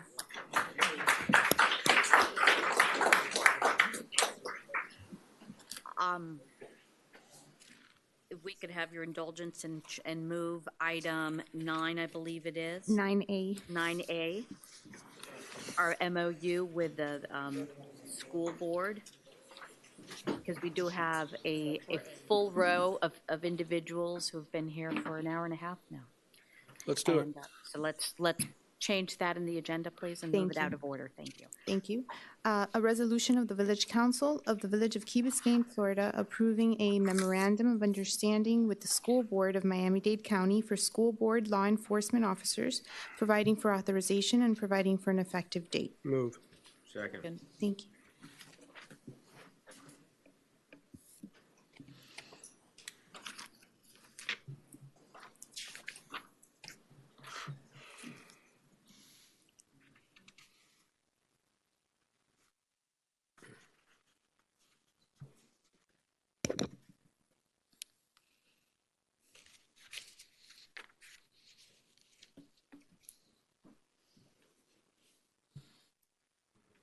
Peter, do we have a presentation?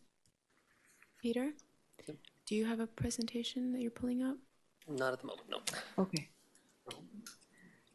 We weren't sure what you were. I'm just putting up all the white ones that came in.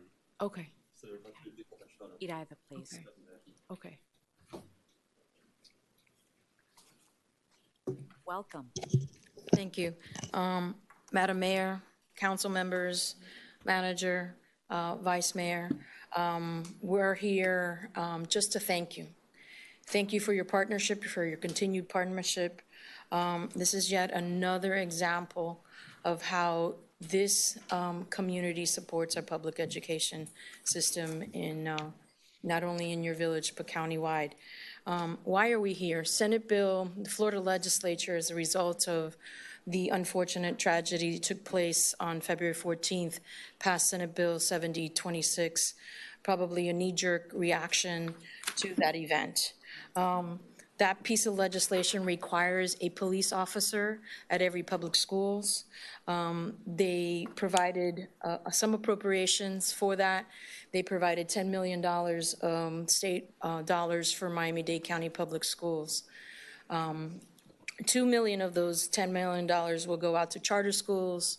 $6 million is to be used in partnership with municipalities, and the remaining $2 million stays within the school system to hire additional police officers.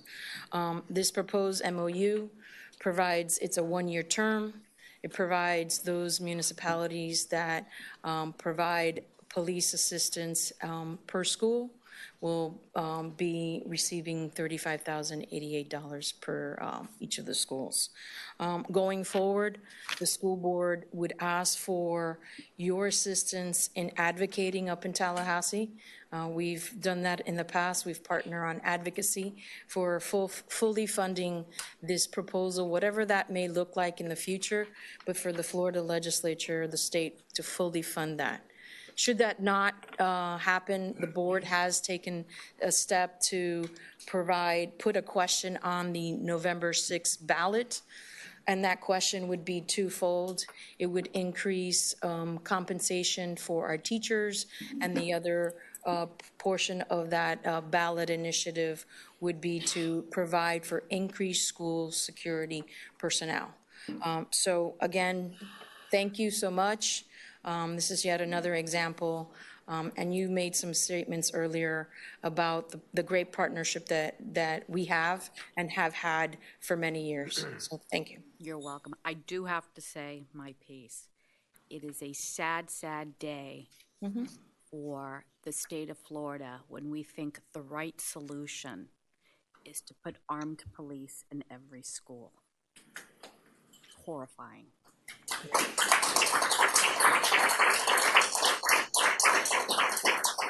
It is not right for children, for teachers, and for our communities. There are much more effective, responsible ways of addressing the issues we have. We should be handling this by passing gun control and different laws. And it also is outrageous that this has been passed as an unfunded mandate. And I can speak for myself, support the school board district going to Tallahassee to make sure that this is in our legislators' infinite wisdom. If this is what's appropriate, they need to fund it. Thank you. We assume you're lobbying will not favor armed teachers. Through the chair, no. Our board and our superintendent, the board has not taken official position. Our superintendent feels very, very strongly, and our board supports the position that teachers their job is to teach. Yeah. They're not to carry a gun, and that those that should be carrying guns on our school property would be law enforcement, fully sworn law enforcement officers. Thank you. Thank you.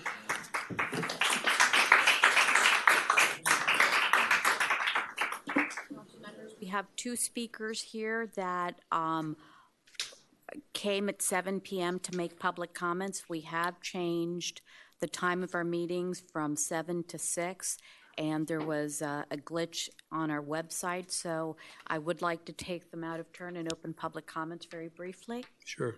May I call the vote on this item, or is it on? Yes, I'm sorry. I'm so sorry. Do you want to hear speakers first?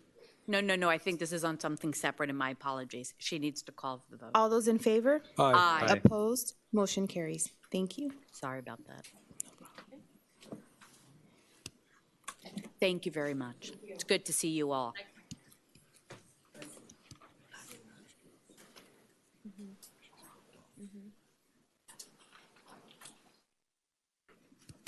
For my memory, are we extending this presence to the parochial schools? I believe it's Chief Press has a plan that he has already instituted that he discussed, I think, at our last meeting. Yeah. And he can refresh our recollections if you would like. I think I'm refreshed. Yes, I okay. saw an agreeable Yes, there is a nod. plan for the other schools. Yeah. Well, and so I will open up public comment very briefly. Our first speaker is Ann Tainter.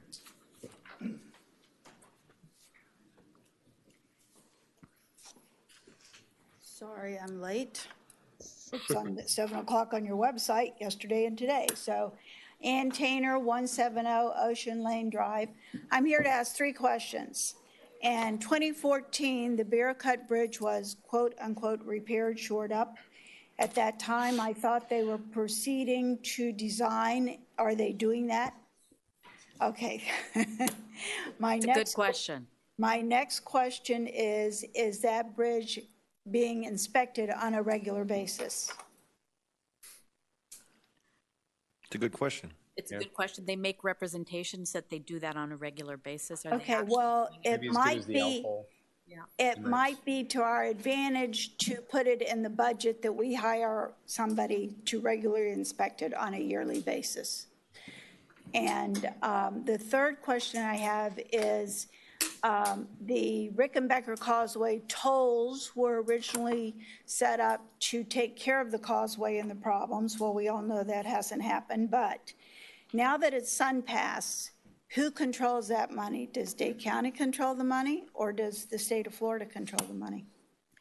There is a fund for causeways, and it goes to Dade County for their causeway fund, which includes both Rickenbacker Causeway and Venetian. Yeah, but we don't know anything about that. Obviously, they're not putting it towards the Bear Cut Bridge. They're supposed to. It's supposed to be specifically for toll roads. But we and don't the know causeway. that. We Supposed get a to be report. is different than doing it. They provide reports, whether they're precisely oriented toward the question you're asking. I don't think they're. Nobody knows. Nobody. They're not that precise. Well, I think it's time that we find that out we a check lot on more. it. Yes, I think so too. Thank you. Thank you for bringing it up. Thank you, Ann.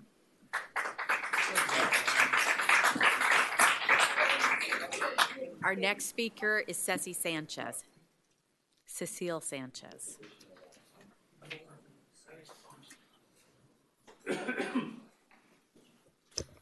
Ceci Sanchez, 260 Cypress Drive. This is my last chance to come and plead with you again about landscaping maintenance. We need a person. We need a person that takes care to make sure that we are getting our money's worth. Please. We have, I would say, probably about $2 million probably in investment in trees here. As far as what I have here in the tree trimming, which we're paying like $91,000 to tree trim. $200,000. Does budgeted for the bill. 90 or 91,000 dollars. This is for the hardwood trees, swale trees. We're not talking about coconut trees. How do we know that these people that are doing the job are really doing, performing, and doing? We don't have anyone in our government or in our group to really make sure that these people that were awarded the contract are doing a good job. I wonder, I am just wonder, how do we know that really we have made some inspections sometimes? Some coconut trees have been severely pruned.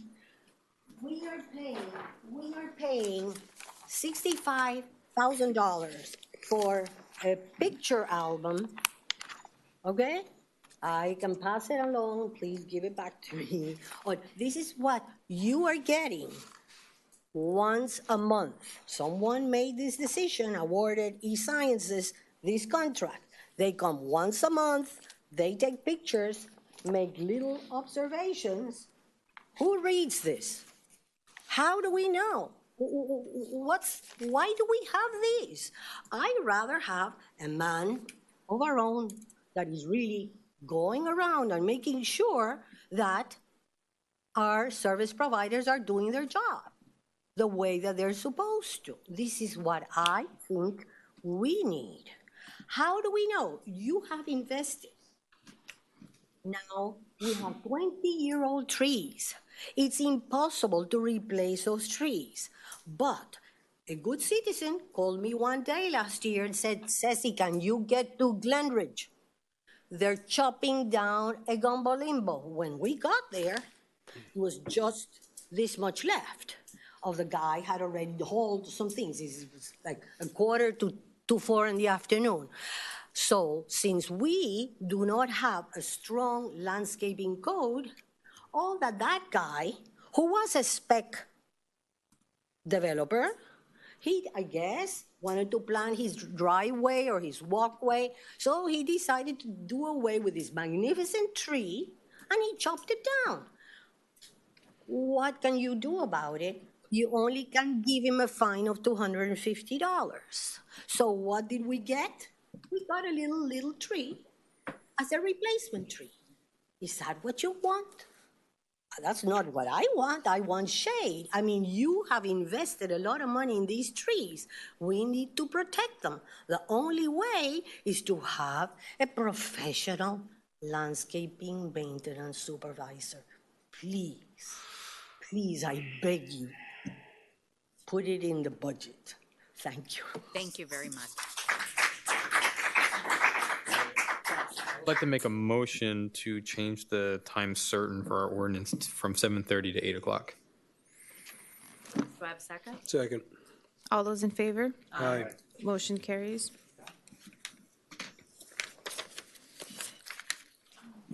Next item. Mayor is a presentations regarding KB Library.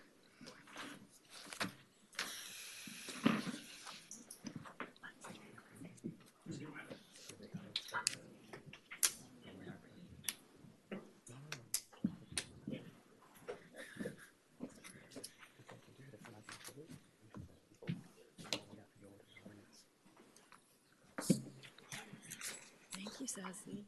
All right.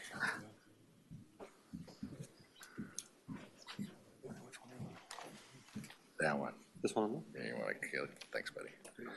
And then what? And then I go here. Then how do I do it? From there. Slideshow. Just use the space. Thanks.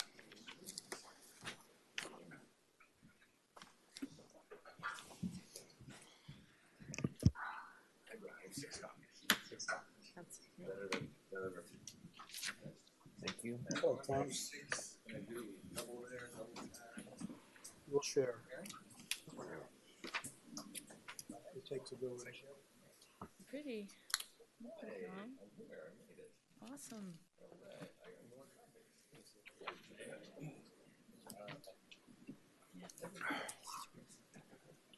Don't you do work?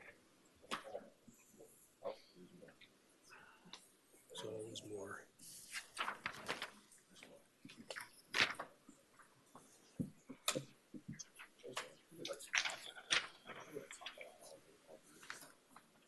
Make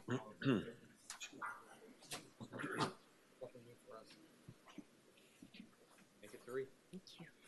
Thanks.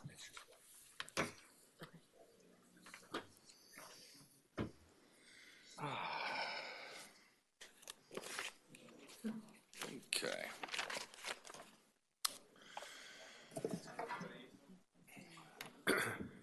Shall we begin? Let me get my esteemed colleagues here.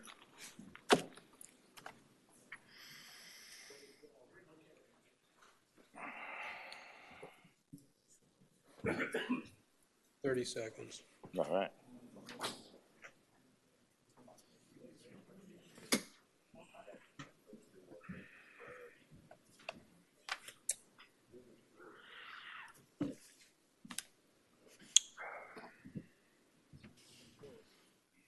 All right.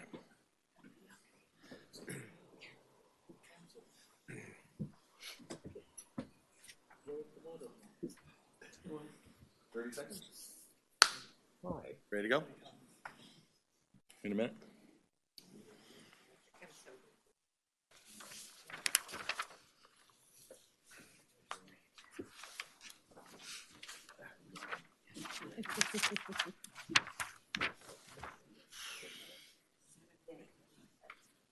Go ahead, Tom.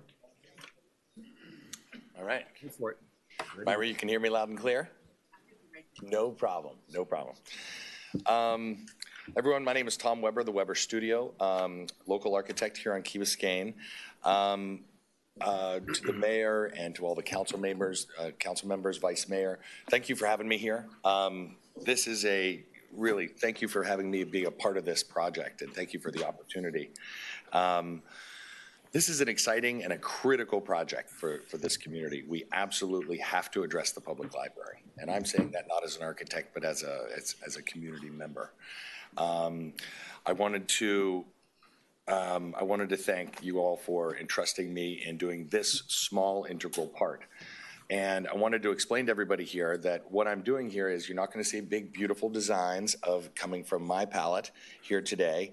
What was asked was, if we were to do a new public library, how big or what square footage and what would go in it? It's the programming.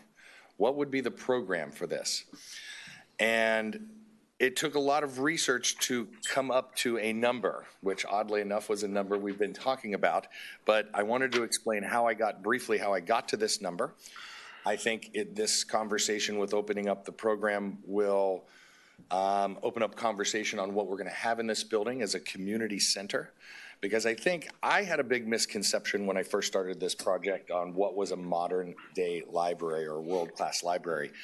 I thought that it was less hardback books, honestly, and more digital.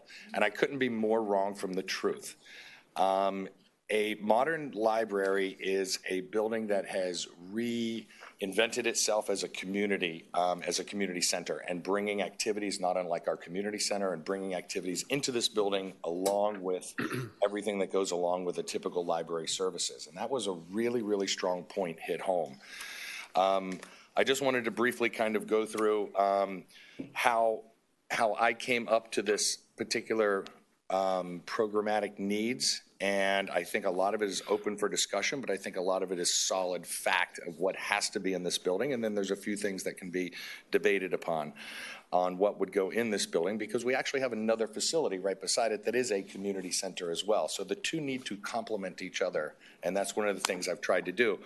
How I came up with the research of how I would go about doing this is, first and foremost, I'd like to thank Cliff Brody. Cliff was instrumental. I mean, literally hours. He's taking me on tours to libraries and meeting with librarians. I've toured the North Miami Public Beach Library with Adina Hernandez, the chief librarian.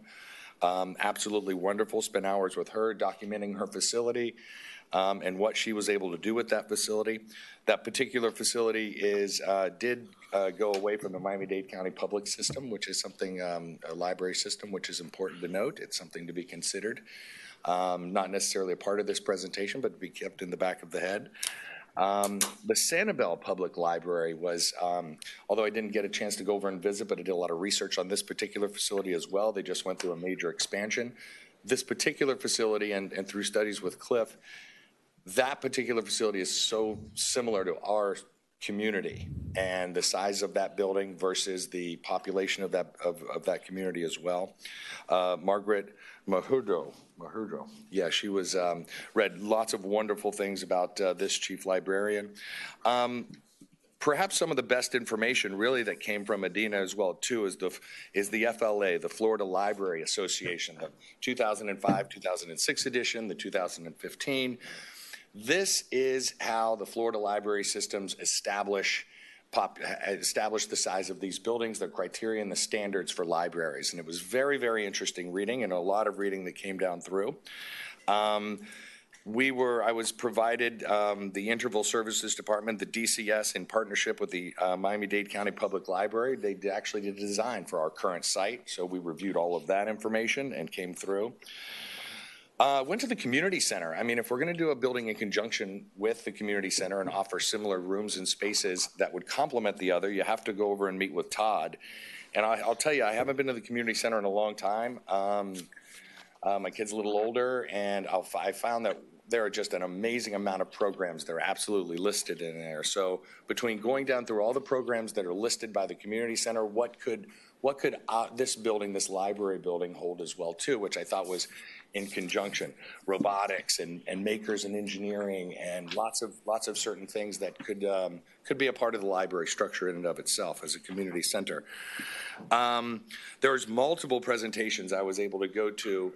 Judd Kurlanchik and architect Gabriel Lopez. I actually sat in on many presentations that they had with several council members for development of our library site. And they actually developed and designed a building, and I think you'll hear from them a little bit later this evening, and I was able to sit in with them and learn a lot about them and how they came up with their buildings, and a little bit further beyond my scope, but again, I'm just coming up with the program.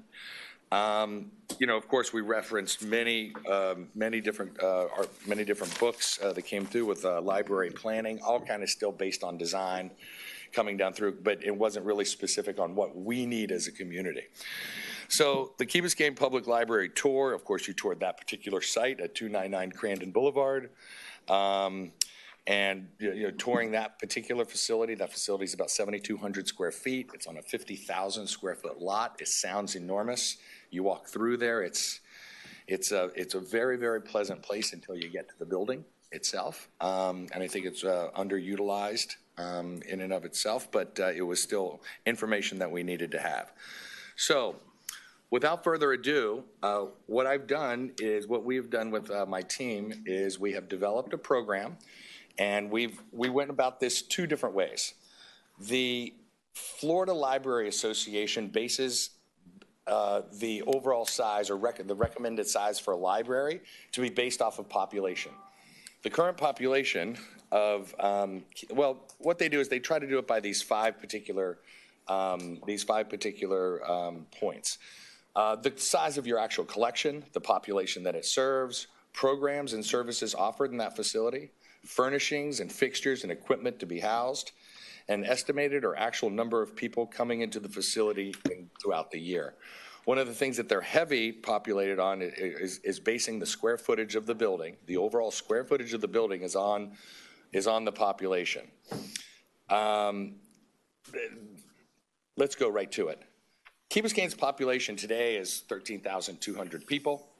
Basically, what they say is in the Florida standards is there's a multiplier. So you should have, if it's going to be a light facility and not that many extra rooms that you're going to have, you multiply by 0.8 and then times your population, and you would come out with a building at about 11,000 square feet based on this population. If you're going to have more community programs and community rooms that are in this facility, then they say you should multiply it by 1.0. So 13,200 multiplied by 1.0, you get 13,200 square foot building.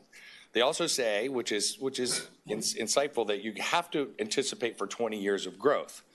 So we did a quick study on the growth of Key Biscayne, and there's a small chart on your left that you're going to see. So I put together an estimate of thinking that the population growth over the period of, the next 20 years, say it grows 0.5%, which could be an average of what's in here. We're not gaining any more land, as everyone knows, and there's all the big buildings are pretty much built along the way. So it's a pretty safe and conservative estimate for growth, but it only adds, a little over 1,300 people at the end of the day, over 20 years.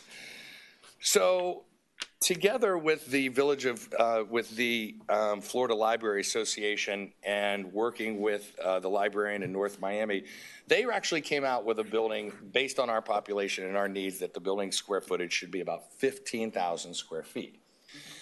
So it just puzzled me on how you would come up and have a multiplying factor based off of population, and there just seems to be so many other factors that are involved. So I put on my architect's hat, and I decided to lay out the spaces and designate spaces that I think should be in this building and that must be in this building. And some of them are you'll see very few spaces that shouldn't be in here or are up for debate. But so I actually applied sizes to these sort of spaces. So let me run through this list, if you would. I literally went down the list. In your entrance, you have an entry, you have security, and you have a foyer. Something like a 20 by 30 square foot space, facilitating all this, a nice grand foyer when you come in, 600 square feet. You have your front desk, you have your staff offices behind it, you have storage closets. So in the chart that I had handed out to you guys, which is not a part of this presentation, I kind of go into, the actual sizes of these spaces. It's modest, they're straightforward. You're guessing until you really start laying out the building. 5 by 8 storage closet, 2 10 by 12 small offices, a 10 by 12 area for a front desk. That's one of the main things up at the North Miami Library, that the front desk doesn't need to be so large, 400 square feet. The library needs to have a cafe. I think it's going to be a great sense for the community to bring people in. They can stop and have coffee, small sandwich, scone, this sort of thing. There's also used books that are for sale. So we put together, and there's a small lounge where you can have your coffee right up front. So there's lounge, book sale, cafe, and service area, 400 square feet. All libraries, including our own that's over here now, they have a small business center. Let's say you have a small business like the Weber Studio on Key Biscayne, and I need to handle a few things, whether it's things like faxes, which you never do, or laminating, and maybe you need a small conference room. That you have overflow in your small office. So these sorts of things are provided in this library space, 570 square feet. This area is something that I really gathered with Cliff through the North Miami Beach library area. This, what I call it, is the teen area. What they call it is their teen area, but it's also their technology area. It's an area about the size of this room where there are multiple stations of, for lack of better words, high-tech ways of communicating with others that are on the premises or around the world. There are ways of virtualization for guitar lessons or multi-point people to come through. It's an area where there's public and private meeting rooms and think tanks they're focused really on teens, but really adults can use them as well. They dedicated a pretty good amount of space in for this particular teen area.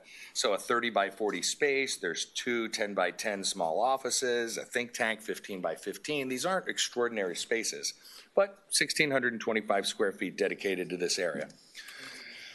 I put this one together, Katie. One of the things that I did through having some conversations with Vice Mayor Kaplan and Katie Petros was, and the Key Biscayne Historic Society, I thought would be a perfect element. This is one of those ideas. It should be a space, but there's also needs to be a space for a librarian to archive just the history of, or just historic books and pamphlets and manuscripts in a library in general. And I thought that could go hand in hand with the Key Biscayne Historic Society, and getting that in there, we'd have a display area, archive area, small office, and a display area coming through. So I had some different numbers, and these were 2 different categories. So I kind of downsized the 2 and grouped them together. And I thought that was one of the things that we had talked about. In any library, even the one that we have over here, there's newspapers, AVs, and periodicals. You have kind of like a stacks of libraries and things. There's audio books are huge in libraries. Laptop and iPad lending stations. So once you kind of tally all that up, that winds up being about 1,000 square feet, together with a lounge and some rocking chairs and some comfortable seating, maybe some small desk areas. Study lounge is an important one, and one that I didn't quite know that was in library. Study lounge is literally where kids can come over and study. I can study for my NCARB exams as a professional. Kid has a test. He's in 8th grade. There's individual little desks in a small area that is quiet, but it's open. And then there's some smaller areas that we have individual little rooms where tutors can actually come and you can be tutored. I wound up putting in that study lounge area, you know, there's like a 7 by 10 small room for either 2 people or 1 person. You can chop them up into 5 by 6, but I actually have like 8 little rooms. I think this would be utilized greatly in our library. So that's 560 square feet. You know, the semi-private lounge, 12 by 20. It's not huge. A couple of desks, small desks on the side, a couple of public desks here, 800 square feet in total. I think it's a critical part. Here's the Whopper. It's your collections area. The collections area, according to the FLA, it gets very technical in how you do it. I think all of the book stacks should be low, personally. I think they should be less than 48 inches. I want to see everything that's around me. I don't want to be in the middle of all these big stacks. They recommend that we should have in between 45,000 and 65,000 books in this place for a building of 15,000 square feet and greater. So between the stacks and the aisles, smaller stacks, computer stations with actual computers in them, study desks with, you know, desks with not, and the lounge areas all around your stacks, that's 10,000 square feet. That's your Whopper. Most libraries, even the one we have here today, and the libraries that we've toured and seen, they have a children's collection area. It's the same thing, it's just a miniature size of what I just discussed, and it's all for children. You have stacks and aisles, display areas, private study areas, and storage, material storage, and I have roughly about 2,000 square feet for that. Here we go, multi-purpose event space, you know? Todd in running those programs over there was so quite interesting. Look, they had come up with, the 2 larger spaces, the Lighthouse Room is about 2,000 square feet, I think. And then how big was the other one when we got it at our meeting? It was about 3,200 square feet, I think, right?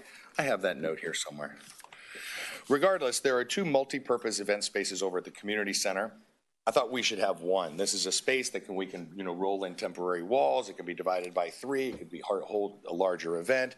It could be lectures, book lectures, book signings. It could have a really small stage. I'm not proposing a big stage in this place, something about the size of this, where you could have a book reading and maybe sit 30 or 40 people, but maybe some walls collapse and it can go to the outside. That's the design sense coming in. But, something, but not really, when it says stage, I'm not really saying a monster stage. I think we could, there's lots of stages that are in this community, and we don't really have to do a 300-seat theater. This isn't what we're talking about in this particular sense.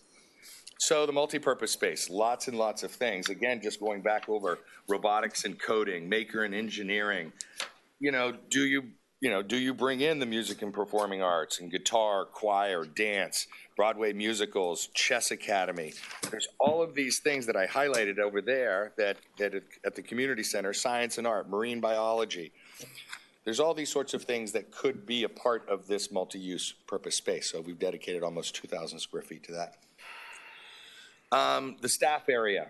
One thing that we noticed that was completely undersized, I think, Cliff, and you would agree with me, maybe I don't want to speak for you, but the staff area at the North Miami Beach Library, boy, they were packed in there. They were absolutely packed in there. You have your director librarian, you have a small reception, 8 by 8, you have the director's office, it needs to be large enough for she can have a small conference with 4 people, collections workroom, collection library office, volunteer desk spaces, FTEs, full-time equivalents was something I picked up on this go-around. Everyone's aware of what that is, FTEs. Material and storage closets, large conference rooms, and so on. So you have your real staff area. Really ending at that part, it's art collections. I'd love to have public and private and historic revolving art around in every one of these spaces. There's not any square footage dedicated to that. It's in every one of those square footage spaces. So it's just part of the library that needs to be a part of the library. So with that said, the sum of the areas is 21,863, okay? 21,900 square feet, call it. Well, You also have to do non-assignable areas, and you can just estimate in between 20% and 35%. I went on the higher end for communication rooms, stairwells, bathrooms, janitor closets, corridors, all the non-assignable stuff. That adds 6,500 square feet. That adds up every time, right, Brett, coming in? 28.5 is what I think and my team thinks would be an adequate sized facility. So could we say anywhere between 27,000 square feet and 30,000 square foot for this structure? Lastly, we did take a slight look at the existing facility at 299 Crandon Boulevard. Here's the existing site. Again, the existing facility in maroon on the right-hand side is 7,000 single-story, 7,200 square feet plus minus. And in left, in that rather mustardy-looking color, is 28 parking spots, okay? In the middle, everyone knows this site. It's really pretty to get from the parking spot up to the building and just the botany coming through there, just all of the trees, and it's very, very pretty site, very unique site, very long and linear. So we wanted to show you in the next sketch what this would be, what a 30,000 square foot building, a 28,000 square foot building. Sure, it fits off to the right. What we're proposing is really, it's just, these are box diagrams. The box in the front is 40 by 200. The box in the back is 60 by 200, but it's 2 stories. So the front box is about 8,000 square feet. And the back is roughly around 12. That makes 12, 8, 10. 16 and 12,000. That's what it is. I'm sorry, guys. The front building is 12,000, and the back is 16,000. To me, the tough part of this site, I think we could fill it in. You could still keep this retention pond that's in the middle and not have to disrupt most of those trees. It's going to be tough to be putting a big 2-story building right on Crandon, so we're thinking the first building is kind of, the first mass is on Crandon is kind of low. The one in the back would be more of a 2-story. There's little bridge connectors. Could be very interesting. It's the parking, guys, in this particular site. FLA, the Village of Key Biscayne code doesn't have a parking recommendation there's no parking code for libraries. So you can go through and kind of get an estimate, 1 spot for every 250 square feet, one spot for every 300 square feet. So in this particular case, there are, just graphically, you can see there's 28 parking spaces right there. In a 30,000 square foot facility, I believe the number was, you'd be suggesting it at this stage of the game. So if you did it by 200 square feet, I believe the number came out to 150 parking spots. You can't go there. No one wants to do that. Say it's one spot for every 500 square feet. That's 75 parking spots. So think about that. If it's 75 parking spots, 1 per every 500 square feet, which is not anywhere in our code or close to anything, that's a three-stall parking garage over here. Or we start going under and digging, which can be done. Parking is tricky on this lot. We just don't have anything else beside it to help supplement it or anything of the sort. So I wanted to point that out. The building, I think, could fit there ultimately and doesn't have to be big bars or anything like that, but I think it's the parking we have to be concerned with. That's it. Thank you very, very much, and I hope this is informative. Let's get a new library on the Village of Key Biscayne. Thank you. Thank you. Oh, could do Judd Kurlanchik and the architect are going to come up. Gabriel Lopez, speak to you guys for a moment. Thank you, Tom. I wanted to ask one question. The Whopper, Tom, that you talked about, the collections, you said between 45,000 and 65,000 books that we'd be looking at. What is actually the need that Key Biscayne has? Because right now we have roughly around 7,000 square foot building. Is it the collections that's inadequate? Is it the facility that's inadequate? Or is this, do we have a correct size right now of the collections is the one question, because I don't know if the expansion was to how much we're going to actually expand our collections versus adding more cultural elements to it. So I just wanted to understand that, because that's 10,000 square feet, which I think that's one of the biggest driving forces here. It is. It absolutely is. Cliff, do you remember off the top of your head how many books we have in our collection here? Because I don't. I don't happen to recommend it. This was a recommendation that came from how to calculate it through based off of this population and based off of your building size. So this is where the amount of collections came from and what's recommended by the Florida thing. It's good information to know, but I would say it's grossly undersized, according to. I think that also is relevant to whether we stay with the Miami-Dade Public Library System or go on our own. Because if we do stay with them, then they have a much larger. We don't need all of the books housed. Right, we have a lending library system. If we're on and our so own, you we can could do just that too, right? Yes. Tom, one last quick question. I won't keep. Did you speak to anybody in the county system right now to get any data on what they do for populations our size and the libraries within the county system? It was attempted, no. I attempted several times to contact several people, and I just wasn't, I was getting some runarounds. I couldn't get to the right people. In terms of, I thought Mr. Baker had recommended 15,000 square feet. Is that what you're asking? I was asking if he had spoken to somebody. I when didn't he speak did to these Mr. calculations. Baker, but I heard the same fact. I don't think that's correct. I think that they simply took 7,500 square feet and doubled it.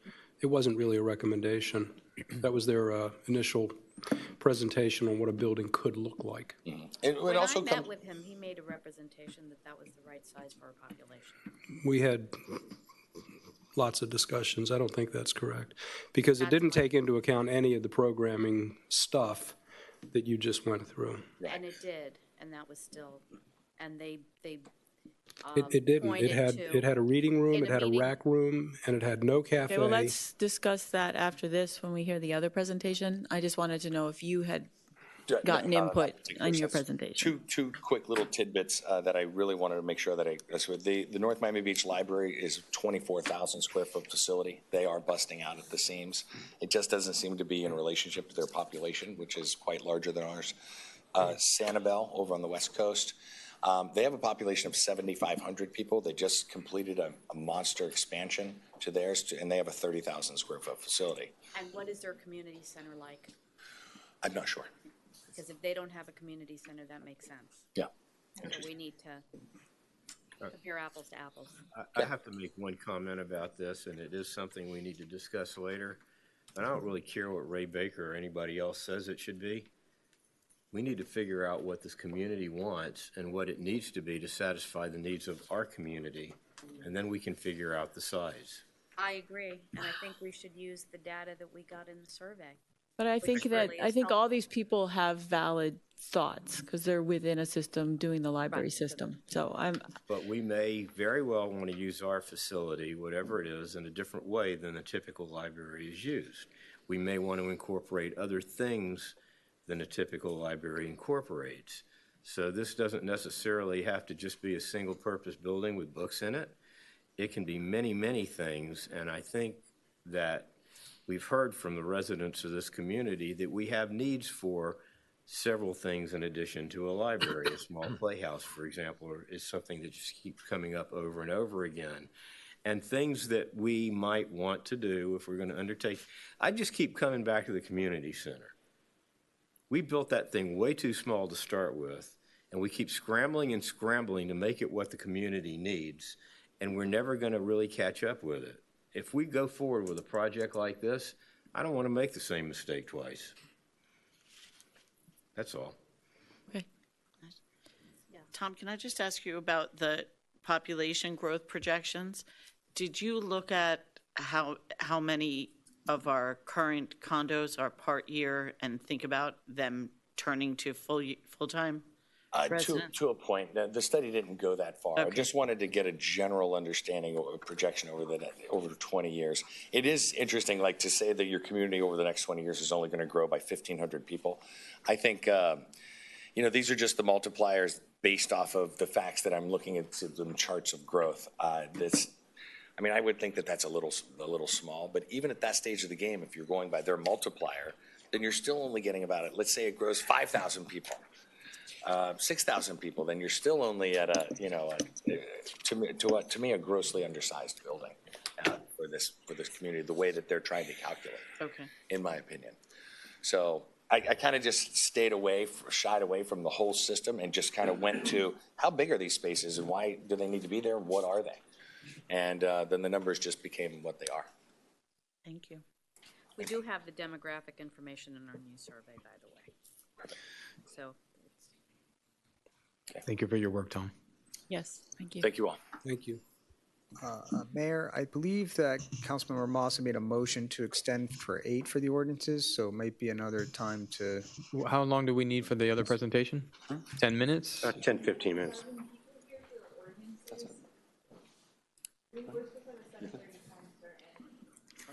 Thank you. Let's give it this extended 10, I'll make a motion for 10 minutes and we move on to the ordinances.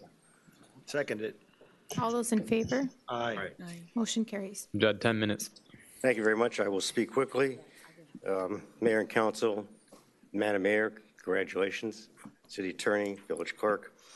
About a year ago, I accidentally came upon a meeting at the old library where Vice Mayor Kaplan was there. I think Councilmember Petros was there, discussing with the county a new library at that site. It was a very striking 2-story building, extremely modern, something I didn't think would fit in this community.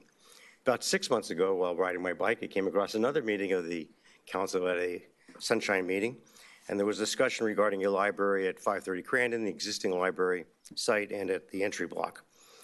During that discussion, I participated, and a council member asked me, Judd, I'd like to see a drawing of this, what you're talking about, a library with about 14,000 square feet of open space at 530 Crandon. I think everybody knows that the synergies at 530 are the best ever. 2 blocks from this community school, across the street from fire, public safety, across the street from the community center, shared parking arrangements in the civic center. It's the natural choice. I don't think you will find one planner or one architect in this country, in this entire country, that would tell you that that is not the best site for a public library. There was talk about a cultural arts center with a library at the entry block. You're going to hear in about 2 weeks a brand new venue coming to this village where a cultural facility can come in, provided by the private sector, therefore obligating not a need for the public sector money. History of 530, it is not settled policy that open space is at 530 Crandon Boulevard. In fact, there was a public works yard for a year or two. There was a temporary dog park for about a year. There were at least 4 different park plans that I had worked on. There was a theater discussed with Susie Westfall and a committee funded by this village with consultants out of Coral Gables for a 300-seat theater. That did not move forward because we got bogged down with the 25% of the people who opposed the community center. And at that point, we had to downsize, and that's where we are right now. The idea about moving the library to 530 Crandon begs the question, what would you do with the existing library site? We are suggesting a botanical park with Fairchild Garden and a repurposing of that building, a brand new passive park in the most dense area of the village. One of the reasons why that's not a good site for a new library is that you'd have all the kids on the west side of Crandon having to cross the street to go to the library, cross the street back again. The vast majority of students who are coming to this school are on the west side of the street. The largest majority, growing population, is happening on the east side. Now, we have put together an exciting drawing for you that would show a brand new library and how it fits into the Civic Center. We have a Civic Center master plan that is about 18 years old. It needs to be updated. You all are discussing a significant expansion of the community center, either over the pool. When I met with council members, one of you suggested perhaps expansion of the community center would go into 530 Crandon. Question is, where does the pool go? You even talked about putting a pool at 530 Crandon. So I would suggest that we take a step back, update the existing master plan for this civic center, and get an idea where you're going to put the expansion of the community center, where you're going to put the pool, the implications for the tot lot, implications for the village green, and how you're going to deal with 530 Crandon. I'd like to turn it over to Gabriel. Gabriel and I have been working on this for about 6 months. Gabriel has volunteered his time and his effort, and I want to thank you for that.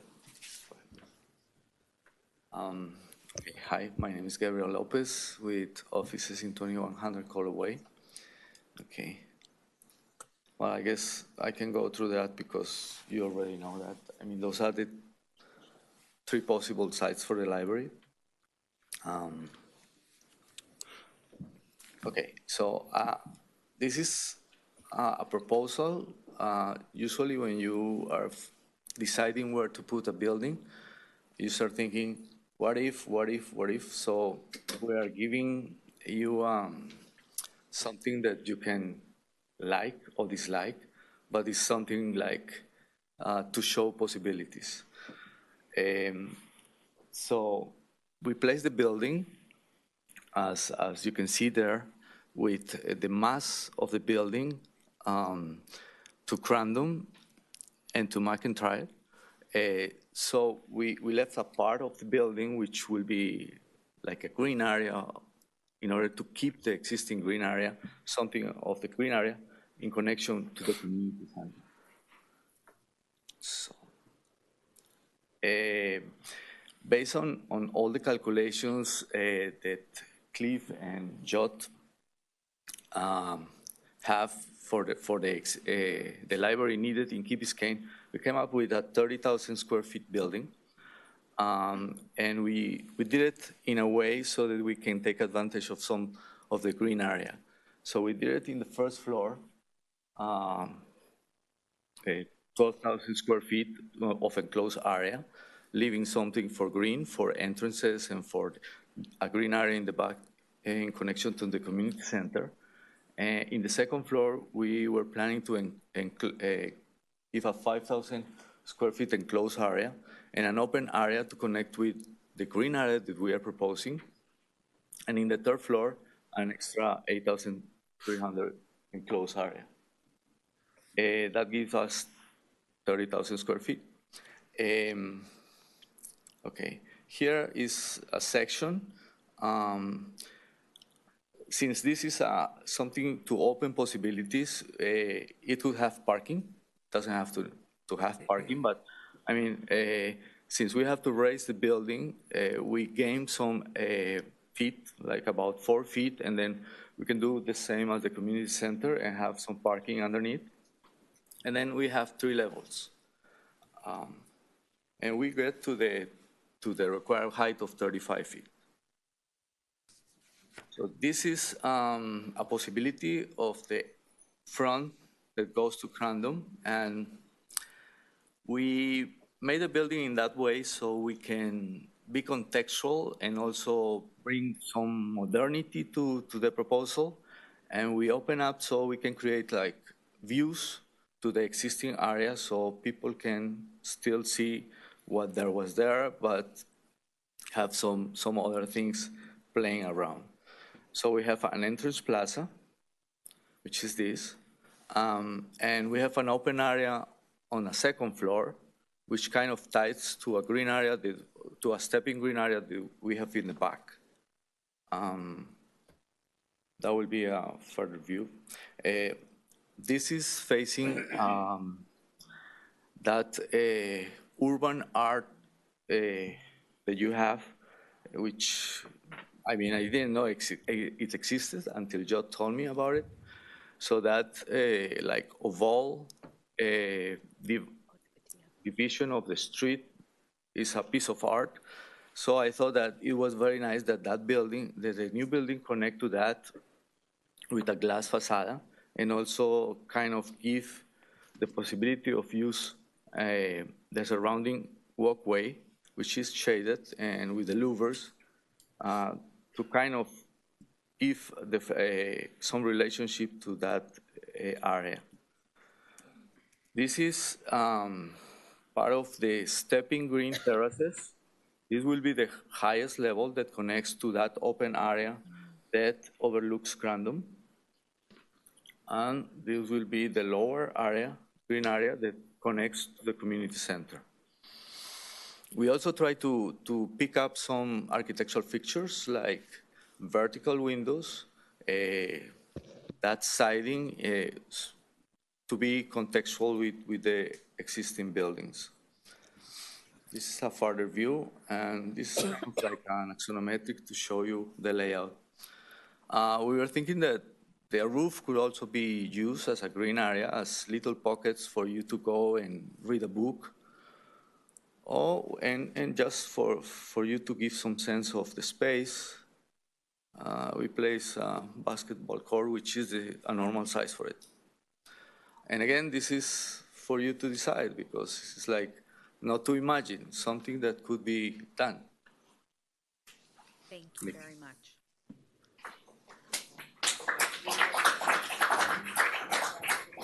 This is not an easy project.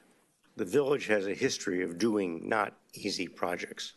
Incorporation, the stormwater system, street trees, civic center master plan, village green, and now you're working on FP&L.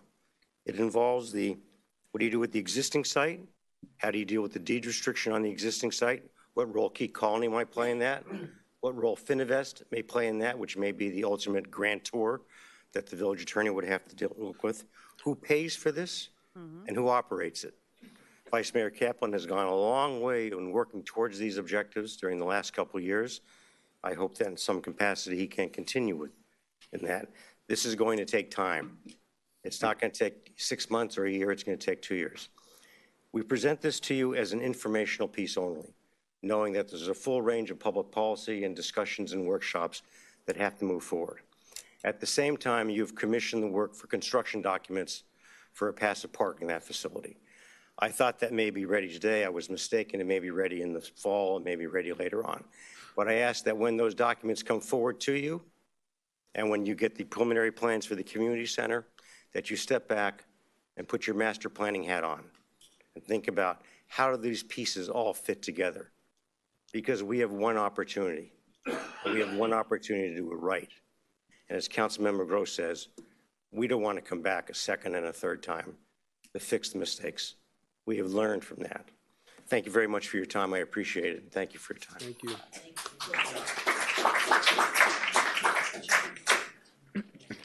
Next item, Mayor. Just to thank you, Mr. Lopez. He's put a lot of time into this. Thank you very much. Appreciate it. Next item. Next item, ordinance under first reading, an ordinance of the Village Council of the Village of Key Biscayne, Florida, amending the Village Code by amending Chapter 23 Retirement, Section 23-35 Contributions to provide that the plan will continue to meet statutory minimum benefits and standards, providing for severability, providing for conflicts, providing for inclusion in the code, and providing for an effective date. Moved. Second. Thank you. Do we really need to discuss this? Well, we need to ask if we need to discuss it. We do. I wish we didn't need to discuss it. This is an ordinance. I will open public comments on this ordinance. I have no one signed up. I will be closing public comments, and we will have an opportunity at second reading also. And now, council members, do you have any questions? Do we need a discussion on this item? Reluctant that we need to deal with it. Let's do so. I think it's self-explanatory, so that we preserve our abilities to use 175 and 185. Please call the question. And I will do a roll call. Councilmember McCormick? Yes. Councilmember Petros? Yes. Vice Mayor Kaplan? Yes. Councilmember De La Cruz? Yes. Councilmember Gross? Yes. Mayor Lindsay? Yes. Councilmember Moss? Yes. The ordinance is adopted on first reading, and the second reading will be on October 9th, 2018.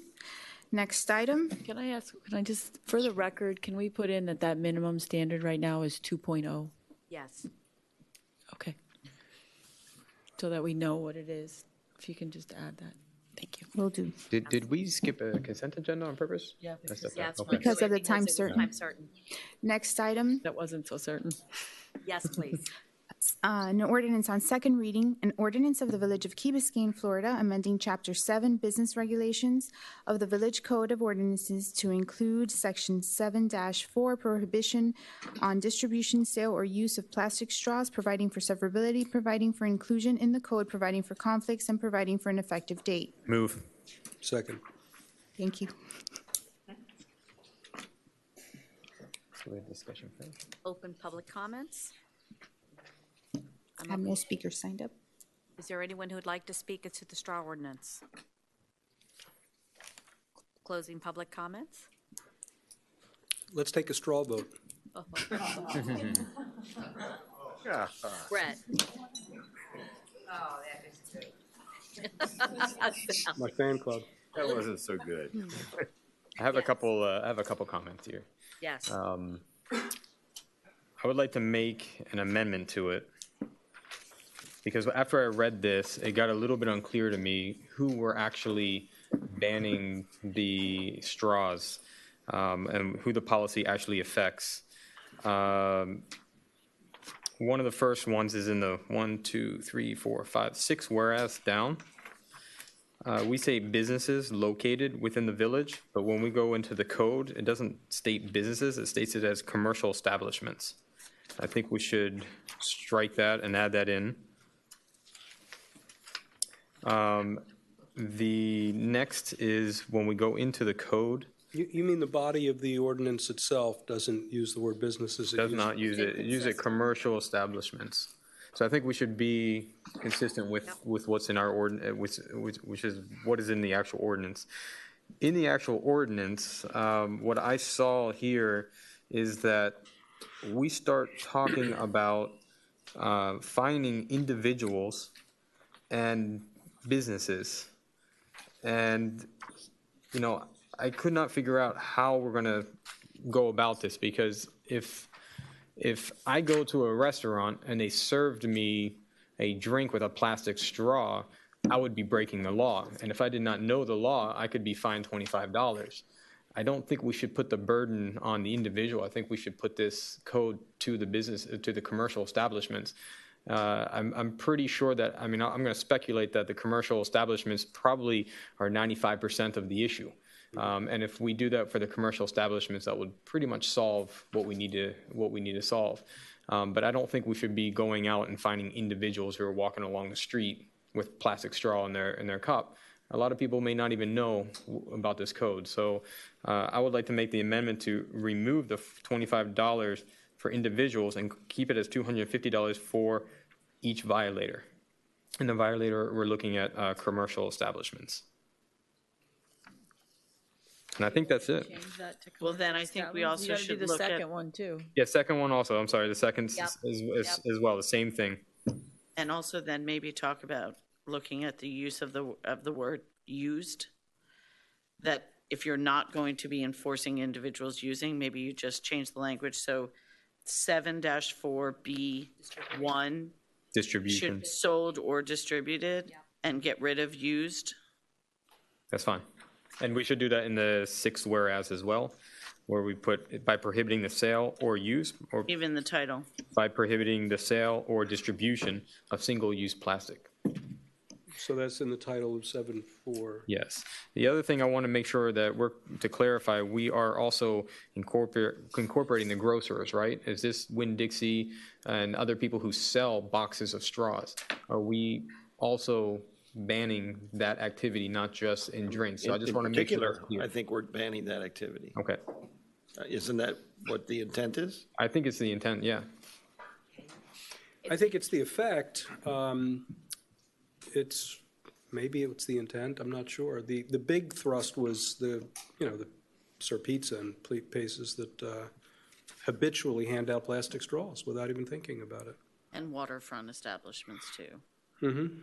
Yeah, including condominiums. I mean, they have their own restaurants in there, and I think, those are commercial establishments, Yes. and they should be included in this as well. While we're on this subject, at some point, we need to talk about this. We say that every time when we get into this, and we're all sitting up here every time. Let's keep that in mind. I mean, I think the point is maybe we need to be looking at this whole issue more holistically and not looking at individual things. I mean, we can go forward with this, but the next step would be to have a better plan for all of these different This was uses exactly of our plastic. discussion at first reading, and I totally agree. Do you guys want me to go through the amendments one more time, just to be clear? I got them. If I can repeat them? I think I have them, got but 'em? you can have the clerk repeat it. Yes, Jenny.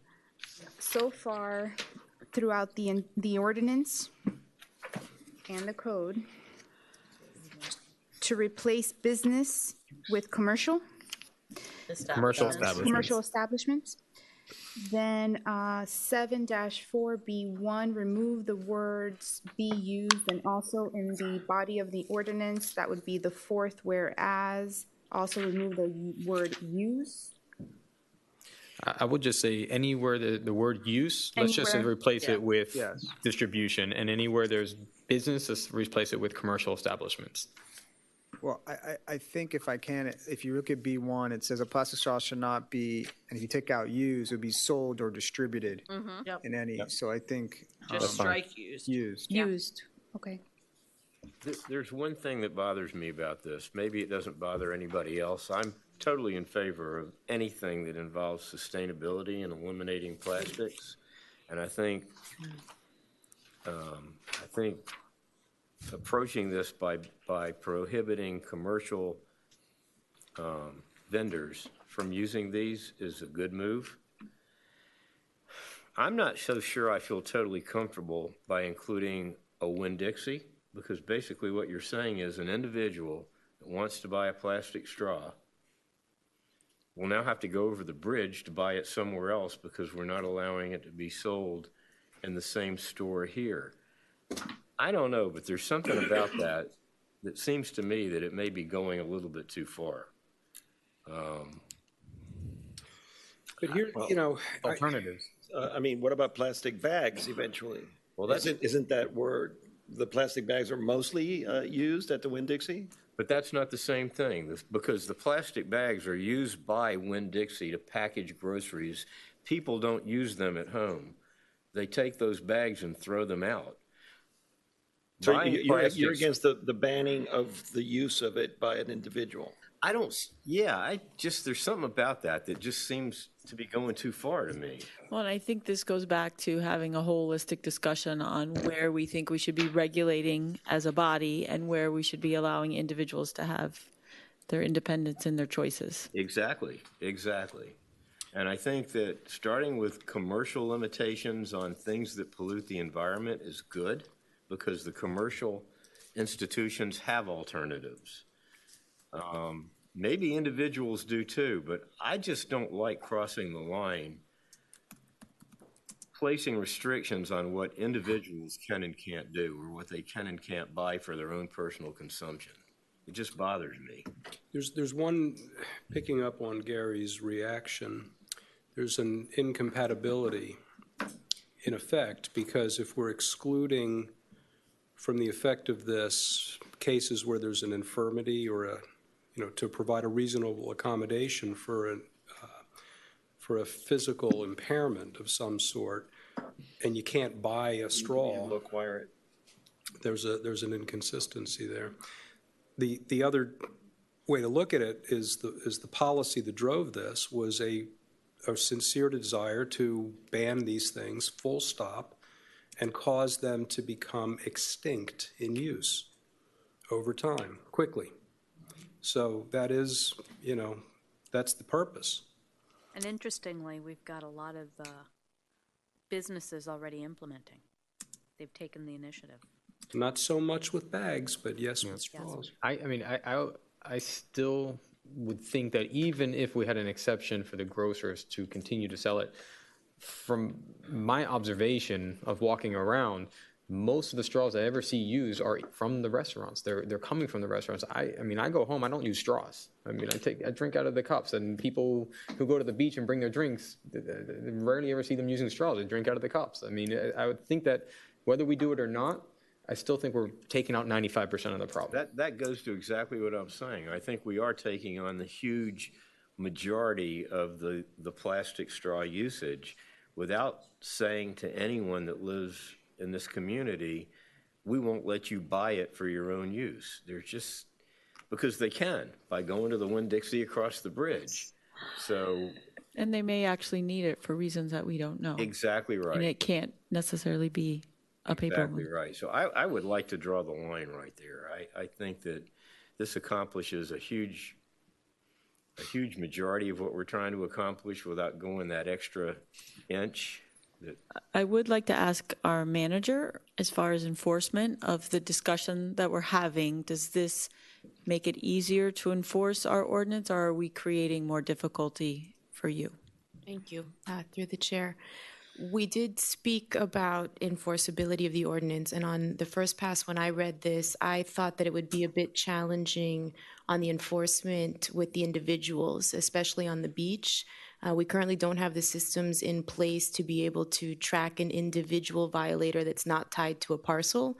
And from an enforcement perspective, if you cannot follow through to the process through enforcement and ultimately a lien, which is not necessarily where we want to go, but if you're going to have an ordinance, we want it to be enforceable. And I do see challenges with the enforcement on the individual side.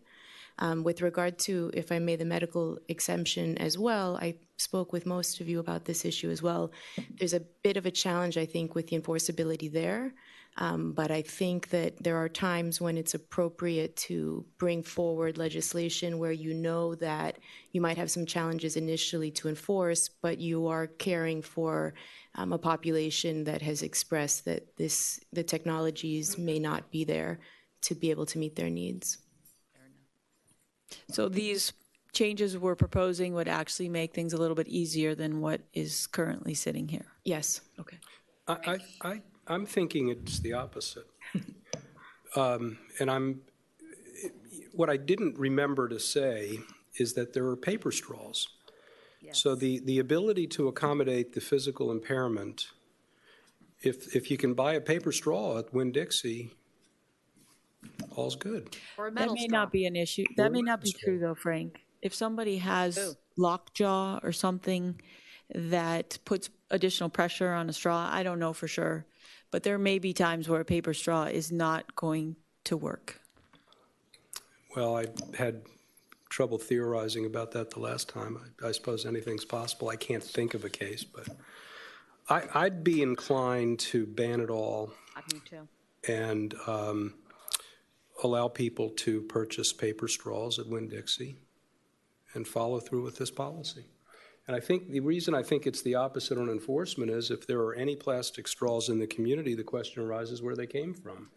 And if the exemption is they came from Winn-Dixie and that's okay, that makes it more ambiguous, I think.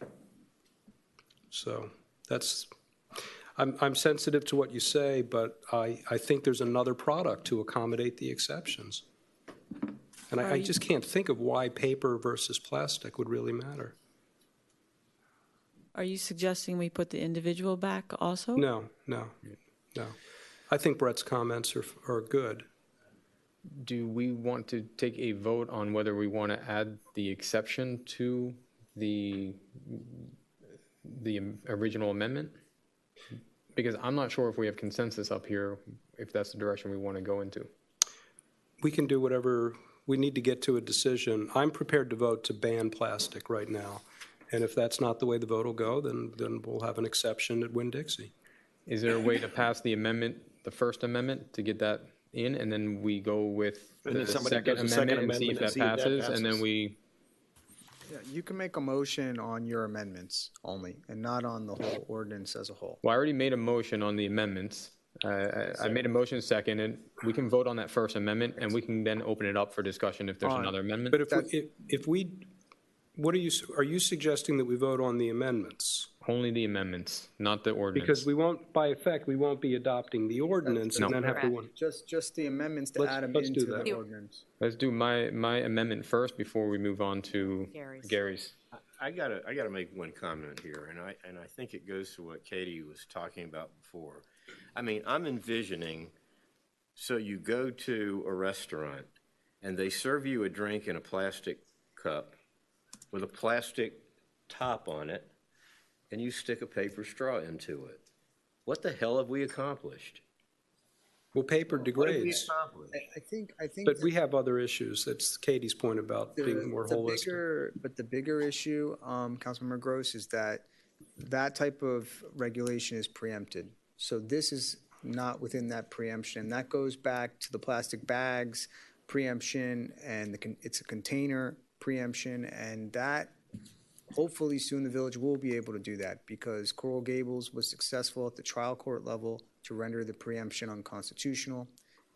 It was argued before the 3rd District Court of Appeals last December, and they're just waiting on a decision. So just to make sure I understand what you said, we as a municipality do have the legal right to ban plastic straws, but we don't have the legal right to ban plastic cups or those plastic tops that can go on a paper cup. Is that what you're saying?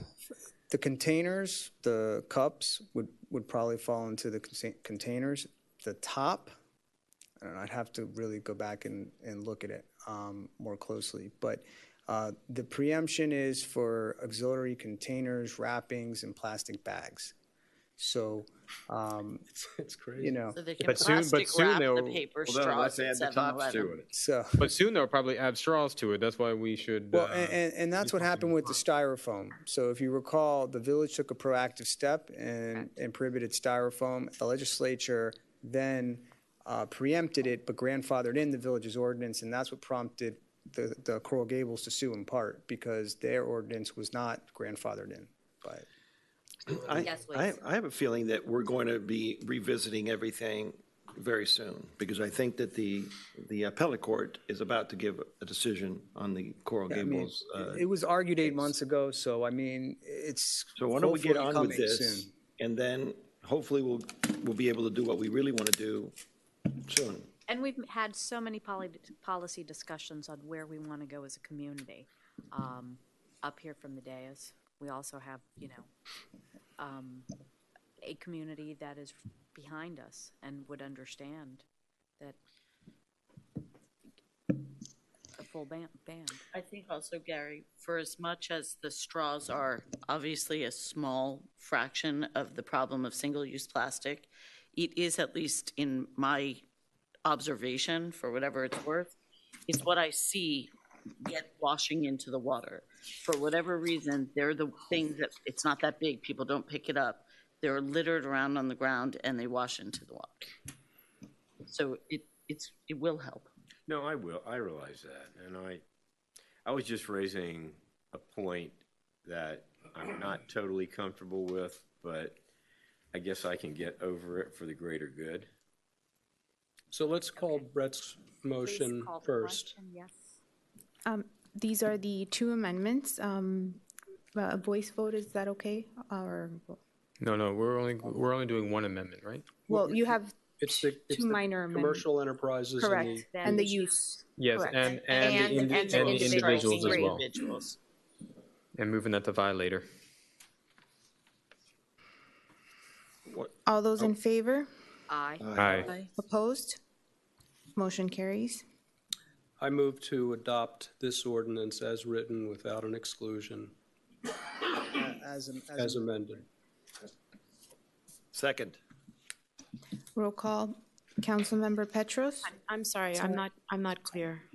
We just amended the ordinance to take into account Brett's changes. Right. Now I've moved, and we have a second to adopt the ordinance as amended. As amended with Without an exception, I heard? Yeah, without exception. without the grocery store Okay. exception. To leave it as it is, but for the individual use amendments that Brett said. Business use and individual. Okay. Councilmember Petros? Yes. Vice Mayor Kaplan? Yes. Councilmember De La Cruz? Yes. Councilmember Gross? Yes. Mayor Lindsay? Yes. Councilmember McCormick? Yes. Councilmember Moss? Yes. The ordinance is adopted on second reading.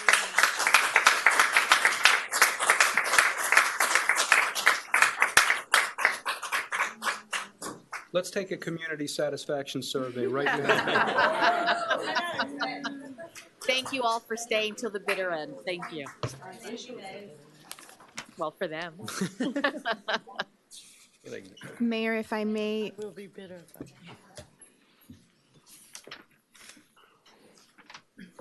read the title of the next ordinance, with the understanding that it will be continued Yes. for the record, and I would have to, Certain? Do we yeah, have a time date certain. An ordinance of the Village of Key Biscayne, Florida, amending Chapter 2, Article 15, Youth Athletics Advisory Board to redefine the jurisdiction of the advisory board, providing for severability, providing for codification, providing for conflicts, and providing for an effective date. Move. Second. Move to defer. Second. To a date certain? Next meeting? Or is that enough time? October. It would be October 9th. Will that be enough time? When is their Yes, board the meeting? next board meeting is September 5th. Yep. And then we have the budget hearing, so I think the October meeting would be fine. October. October 9th. All those in favor? Aye. Aye. Motion carries. Next item. Now I'm going to move to the consent agenda. All those, I'm sorry. Just one question. Was your NIT in tab 3, did it pertain to the millage? No, no, it didn't. Let's do it. Yes. Which May Myra had a typo. Yes. Oh, I have a motion to? Move. second. All those in favor? Aye. Motion carries. Next item, under reports and recommendations, mayor and council members, transportation to and from Mass Academy, Councilmember De La Cruz. I put this on the agenda because we've all, I think, been listening to a lot of our residents talking about the transportation issues with respect to the students getting to and from Mass Academy. There's more than one transportation issue, I think, that we need to discuss, and it includes trying to find a way for our kids to be able to ride their bikes there, if there's any way to do that, because that's the way the kids should be going to school, so and that's part of the discussion that I'd like to have. At this point, I want to turn it over to Allison, because I think she's a lot more focused on this particular issue, and I respect it. Thank you. First, I actually just tonight got a text about the bike issue. So this came up, there was a resident who really wanted their child to be allowed to bike to school. The former administration felt really very strongly that it was unsafe. And the Education Advisory Board met with representatives from the school district. The school district sent people out to look at the route that kids would take to get from the village to Mast, and they agreed. I felt that there were things that could be done, and I'm hopeful that with the new administration, we could maybe make something happen, because I think it's a beautiful ride. It's an amazing way to decompress on your way home from school. And I think there's enough interest. We've even had parents who were willing to lead sort of like biking school buses, if you will. And I think the concern with the school district on that was consistency of volunteers and, again, issues of safety. So, there was discussions of perhaps we could put a crossing guard at areas where the interior bike path is not visible from Crandon Boulevard, and there was concerns that someone could be hiding in the bushes or something of that nature, or there were parts of the bike path itself that were really kind of pothole filled. And again, I think that's they seem to me to be obstacles that should be able to be overcome. So hopefully we will get somewhere, but that is something that the Education Advisory Board has been working with, and I imagine that, and I will make sure that they bring it up with the new administration. Then with regard to the bus, so again, this is something that I've had a lot of meetings about. I know the Education Advisory Board has worked on. They've had the head of transportation come out and explain the situation. And so sort of the gist of it for anyone who doesn't have a child there or doesn't know the situation, Mass starts at 8 o'clock, which is a late start for high school. They have high school type busing, so the buses come here first, and then the very same buses go and do middle school routes. So our pickup times are early for Key Biscayneers to have to go 10 minutes away. They're not earlier than other high school students are getting up. There's certainly kids from throughout the county that travel really far and use multiple forms of transportation to get to their destination. But our issue is we're telling, roughly 1,000 kids that they have to get up significantly early for school, and then their parents are concerned what happens when they arrive early. So you're talking about pickup times of bus stops on Crandon Boulevard. Say you live in Ocean Sound or Tidemark, and your bus stop pickup on Crandon Boulevard is 6:45 for an 8 o'clock start. You're leaving your building 6:30, maybe even sooner. It doesn't really make a whole lot of sense.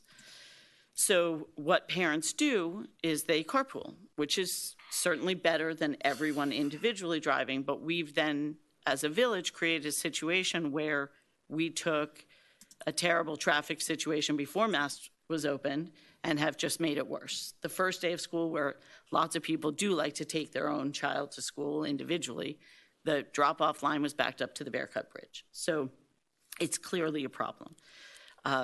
One of the issues we have when we're dealing with the school district is that Mast is a school of choice, and busing is not required. They don't have to offer busing. They do, which is great, but it doesn't really work. So my most recent meeting was with our school board representative, who felt that she agreed that this was just not an acceptable situation. So I think our next steps are to wait to hear back from her and see what kind of progress she can make and if there's some kind of adjustment to the schedule that can be made for the morning. The afternoon issue is very different, but also as concerning to parents. So the afternoon buses are often overcrowded. I'm not sure exactly. I've heard different theories on why that is. Some say that it's our own residents are not registering, saying that they would like a bus, and then assuming that they should have a bus. So there are literally too many kids than there are spots on the bus. And so the reports you get from the kids are, when the bus is there, everyone runs to get on it because they want one of the coveted seats. The bus drivers know they can only have 3 to a seat, so maybe 15 kids get left behind at school. The school has implemented in the last few days a new system, different from last year, where they've designated spots for kids to wait, and then they call each bus. The net result with the new system over the last few days has been kids are getting home much, much later. So they're trying it. We'll see how that goes, but I think we have quite a few different things going on, and I think the message to the residents is that we are really trying to address it and are aware that they're real concerns and that we are trying to address it. But I think, we need to really try to exhaust all of our avenues working with the school district first. That's a very thorough explanation of the situation, and I'm okay with it. Thank you. Allison, one question. I seem to remember that another issue with biking is that there were no bike racks when you actually got to the school. Has that been rectified? No, because they don't want you to ride your bike. So the few people that were doing it sort of on the sly would tie their bike somewhere outside of the gates of the school. But no, there's no bike racks because it's not sanctioned. You're not allowed to ride your bike. Okay. And do they believe that we could try to get to a place where people could have the option to ride bikes? I mean, is that something? I hope so. I will tell you, I didn't feel that was possible the last time the subject came up, but we're dealing with different people, and times, we've had more time to digest it and to study the situation of the safety concerns, and I hope so. Has Crandon Park or anyone that is in Crandon Park been part of the discussion? Because that's really where the path needs to change. No. It was, the wall seemed so strong that it kind of, the discussion ended there. Okay. But absolutely, I agree with you that needs to be part of it. Okay. Isn't the bike path as now configured? It extends along Crandon. You don't have to take that little loopy thing back into the woods. It goes all the way to Mast, doesn't it? There's one crazy point at Bearcut when you're entering Bearcut. The barrier. You're Right. talking about the green Yes. bike lane? Not the green bike lane, but that does connect for sure. But on the swale. So, no, it doesn't continue nonstop. There's parts where you go into the parking lot where there is no path at all. And then their other concern was down just before Bearcut, where it was really kind of, you can't see it. Between the Nature Center and Bearcut Bridge is a path that doesn't have visibility of the road or anything else. So you're basically in the nature, in the woods. It's also narrow. Yeah. So if we had a lot of kids and it's narrow between the village and Crandon, it's not narrow in the parking lots, but there isn't a clear designated path through there either. So it really required something similar to what they did on Virginia Key with their path. If we had that coming all the way back here, that would be ideal. Yeah. And the access on the Bearcut Bridge with the barrier is great. So it is from that point on that the concern. You remind me at the nature, I remember that configuration, but I think there's room to extend the adjacent to Crandon path with enough width to make that work. The one, the green? No, but on the swale. Off of the road. Okay. So, I think it's doable, but we need agreement with other people. so there's a meeting on Friday with the advisory committee. Is this something that we could bring up at that meeting? Not on the agenda? It's not on the agenda, obviously, but could it be added to the agenda? I don't see why not. You don't mean the EAB, you mean? No, the Crandon. No, the Crandon Master Plan Amendment Committee Advisory. So politics now, what's the best way to approach these people?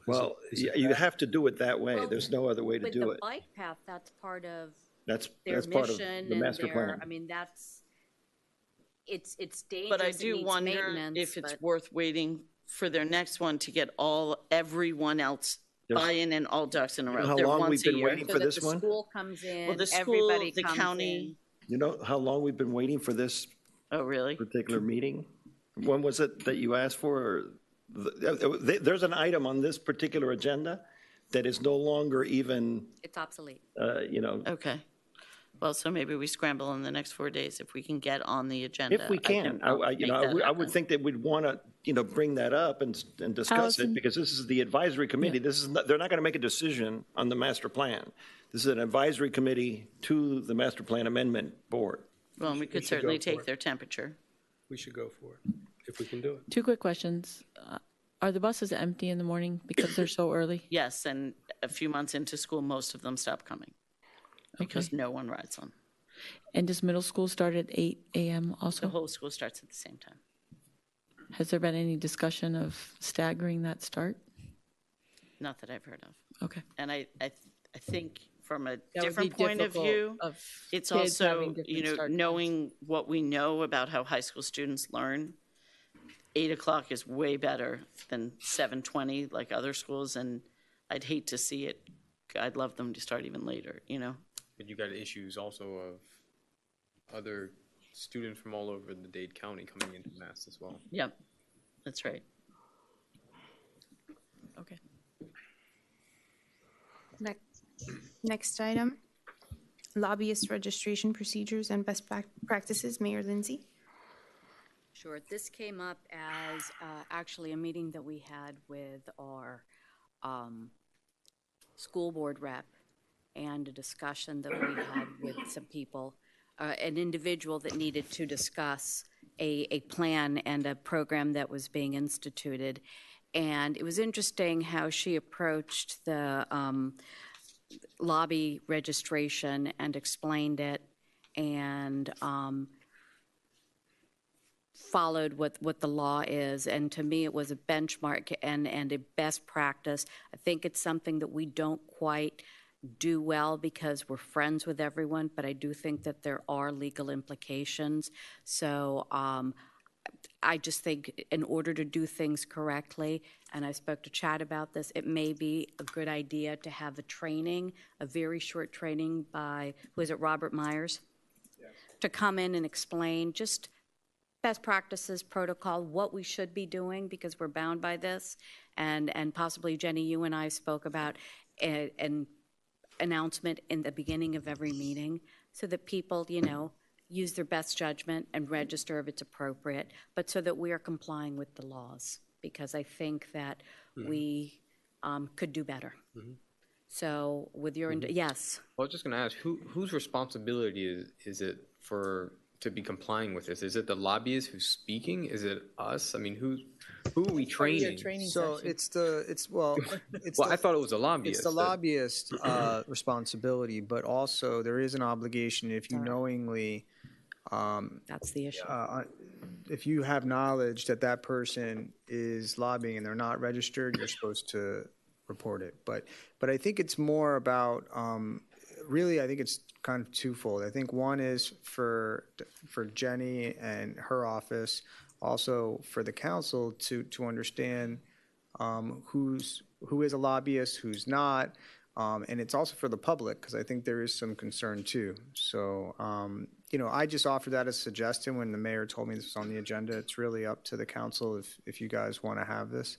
But Chad, when I have to go speak on zoning issues at different cities, the staff actually approaches me and says, you need to fill this lobbyist sheet out. So usually it came from the zoning department. They come to me and say, you have to fill this if you want to come and speak. So with your explanation, I didn't hear staff, but should staff also be trained in this, that they know? That's why I was saying Jenny's office. Usually it's the clerk's office, but you could have a broader, higher level with the manager's office too.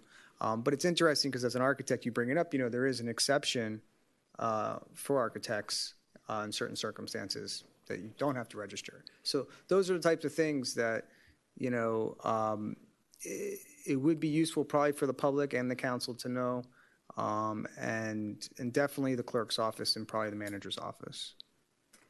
I think it's a great idea. I think maybe, unless you tell me differently, the timing of this should be when we have new council members also, and it might dovetail well with a little refresher on Robert's rules of meetings and so forth, and we could do those at the same time after the November election.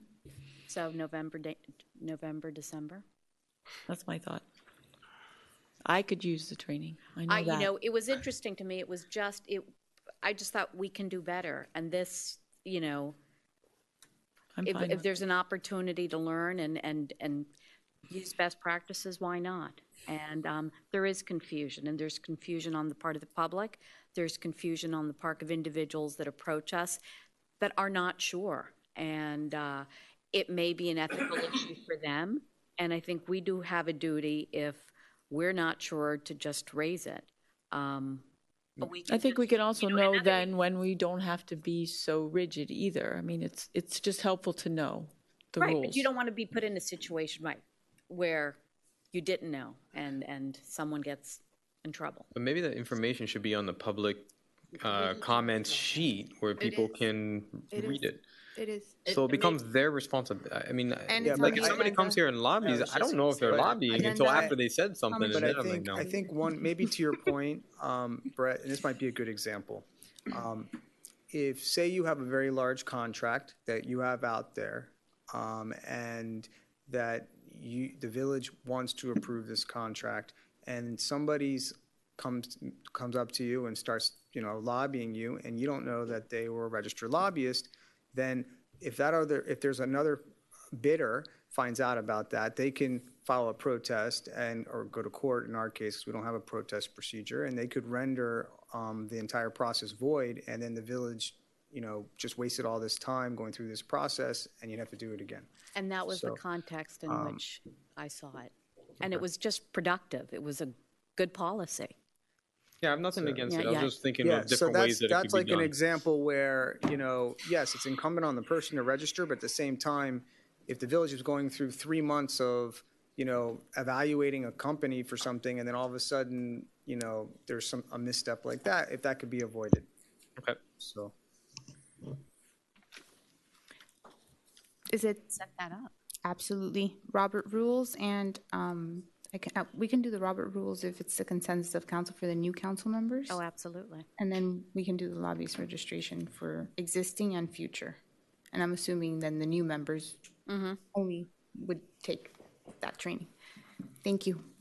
Next item, entry block, Councilmember Petros.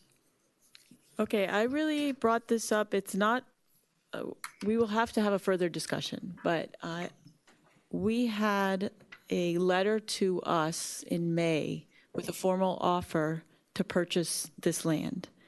And we're waiting right now the final appraisal report of the village. The people who own this had an appraisal done, and their appraisal came in at just over $20 million.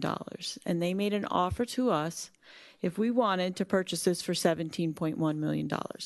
And we haven't officially given a response. And I think not that we need to give a response tonight, we just need to at least have a discussion of whether we feel like we want to move forward on coming up with a counter offer pending an appraisal and what our plan is and our timeline so that we can respond to these people. An offer pending an appraisal? In other words, make an offer before? No, I'm just saying that we will want to have our appraisal. Yeah. And do we feel like this is something we're interested in as a council? I think we could make that decision tonight. We've talked about this piece of property for a long time, but I think we need to make some specific decisions as a group. I think we absolutely are interested in it, and I think it's becoming more and more evident that if we're really serious about this library, that's probably the best place to put it. I mean, we've just found out that where it is right now doesn't have and can't have sufficient parking. Plus, it's paying $10 or $12 million for a building that we don't own on a piece of property that we don't own. Doesn't make any sense, not to me anyway. I think the Village Green is also problematic. I don't know how anybody else felt, but we saw those pictures up there of this large structure sitting right in the middle of what's really a fairly small piece of property. It was a major turnoff to me. And I think that there is a lot of precedent to make that a passive park. That leaves one spot. It leaves the entry block. So now the question becomes, what's it worth? It's a really good question. We're going to get our appraisal next week. I made a phone call today and found out it will be delivered to us next week. It's not going to be anywhere near $20 million. We've also gotten a verbal representation. So I think the decision is, do we want it? What can we use it for? And what are we willing to pay for it? And that's a discussion we probably can have once we get our written appraisal. But here's the point that I really think I want to make for everyone to consider. A piece of real estate, a piece of ground is worth what you can use it for. That pretty much is the sum total of the valuation of a piece of ground. What can you use it for? It's not what somebody else paid for it. It's not even really what two appraisals come out at when they're millions and millions of dollars apart, which we're probably going to find they are. It's what can we use it for, what can they use it for, and how much is it worth? So I think that the answer in my mind is yes, we definitely want to consider buying it. Yes, we probably want to make an offer on it. And we'll see what happens at that point. I think the other thing that it's important to note, at this point in time, it is officially listed for sale, so someone could come and buy it. We should know that. And that they are looking actively to find a way to potentially develop it, because we did not respond in the time frame, which is fine, but I do think that that's important to note and that people should know that. That's true. I'm personally not troubled by that. I mean, when you literally look at the numbers, if you have $17 million invested in the property, that's the equivalent of a 42,000 square foot building before you even build a building. And that piece of property is reasonably limited as far as the size of building you can put on it without zoning exceptions, which I don't think anyone thinks they're going to get. So I think we have a negotiation process to be held in the future, not the distant future, the very near future. And if we can't come to terms, there are other alternatives, and we may want to consider those as well. Would we be willing, oh, sorry, go ahead. Yeah. We also need to get to number 4, which is the Key Biscayne 2040 vision plan.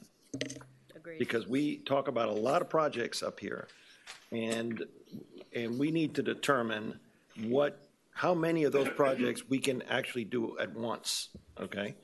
I know what's important to me, and it may not be the same as important to somebody else, and I would love to do the library, but we need to come to terms and discuss it and have a really good discussion on what our master plan vision is going forward, so that we can know when can we build the library, what needs to be done first.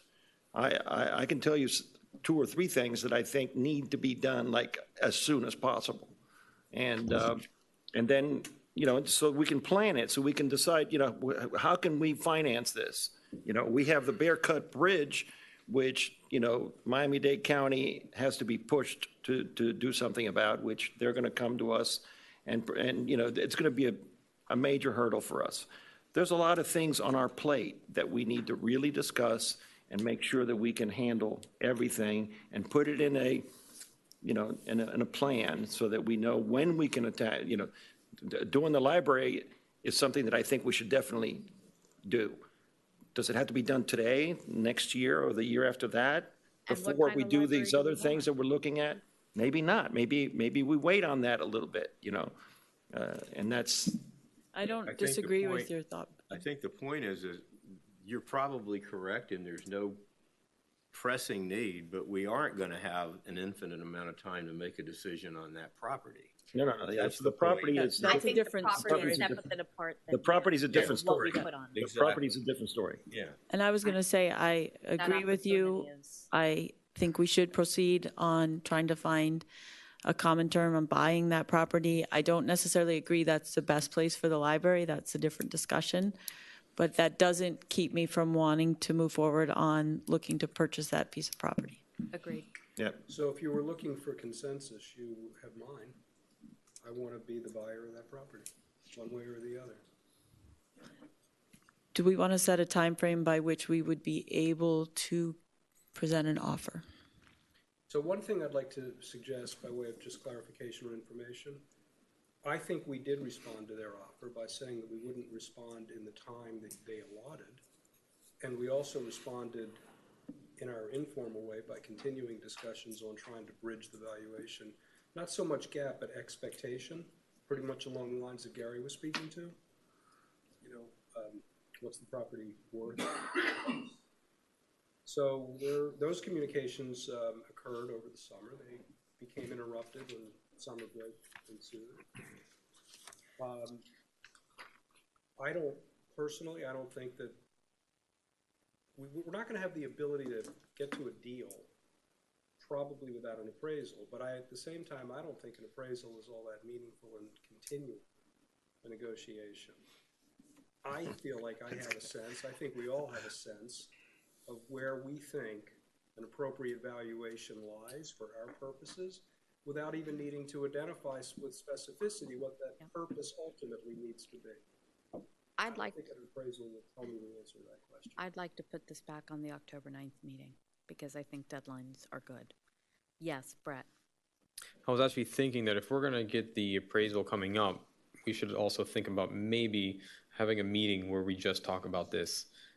Because if it's something that, if we are serious about it, I think time restrictions are in front of us and we need to decide whether we want to move forward, we don't, and start negotiating to see what the price is going to come out to. Because if it's not a price that we can handle, then we just move on. But I don't know if, I don't know how long that the developers will wait. I mean, maybe it takes them 3 years to sell it at the price they want to. It could, or maybe they want to liquidate it quickly, and we don't know.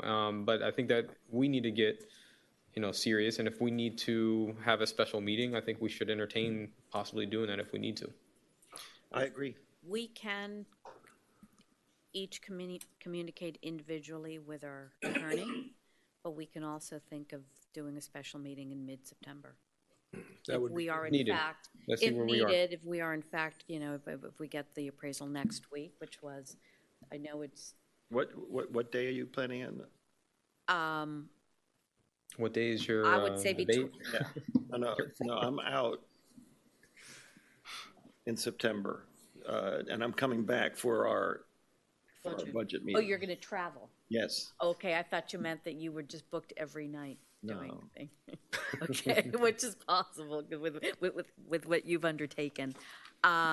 We can do it for, will you be back October 1st? No. I won't be here between, the October 4th is a Thursday. What about? So I won't be here. I won't be here until that Thursday. I don't. When do you leave? Can we do two? Okay, so I leave on the 20th. I On come back September 20th?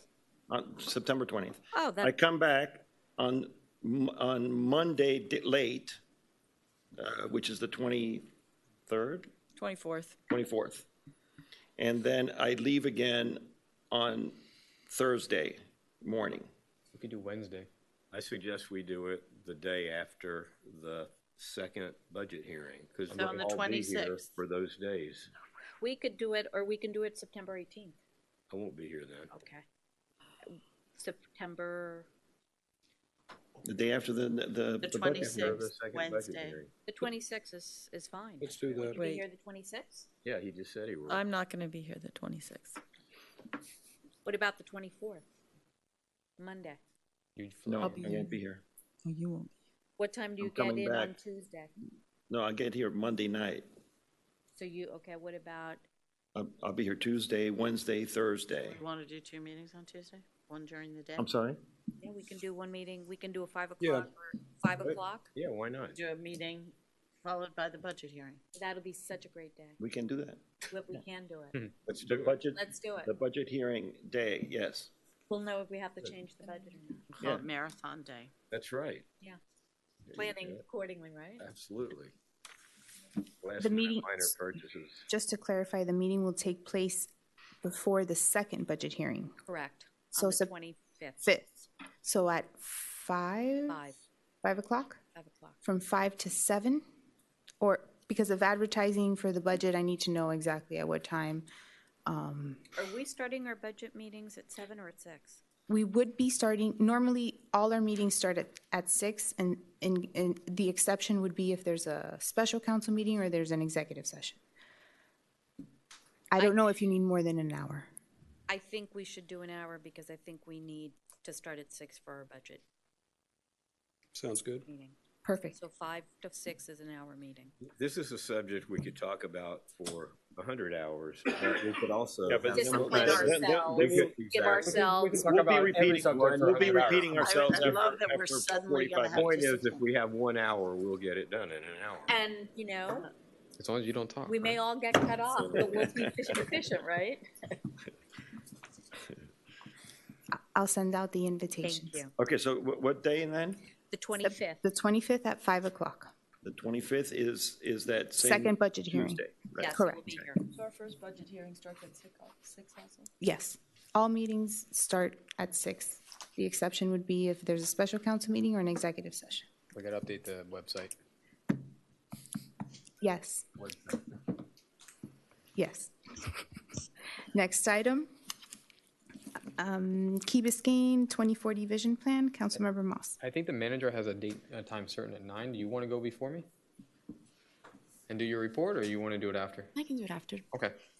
So I brought this up. I think we spoke about this quite a few times while I've been up here, and I think it's time that I think we're a little bit behind right now. We have the EAR report that we just went through the first round in July, and now the finalization is coming up in this July. I think that we should, take the 2020 plan as our base and revisit it and bring that back with a 2040 plan that sets our vision for the next 20 years. Just like you guys did with the 2020. I think it's important because there's a lot of relevant things that are new that we're dealing with. Actually, I think the survey plays a very good role in this as well.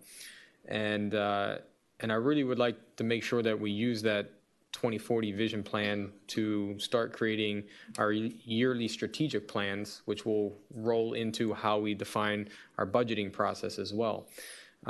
So I was thinking maybe the best way, but I would like to get a little bit of consensus and maybe discussion with all of you, is that should we go ahead and form a formal committee to take a 2020 to form it into a 2040 vision plan and give them a time frame where we need to have this completed before the year is submitted so we can make it part of our updated report. And I think that this plays in a lot of ideas that we just spoke about: library, entry block, all kinds of stuff that we're looking at.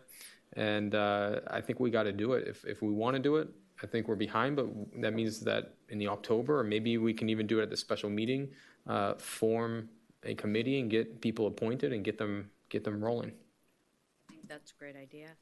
I think, and you're right, we have our survey, we have the EAR report.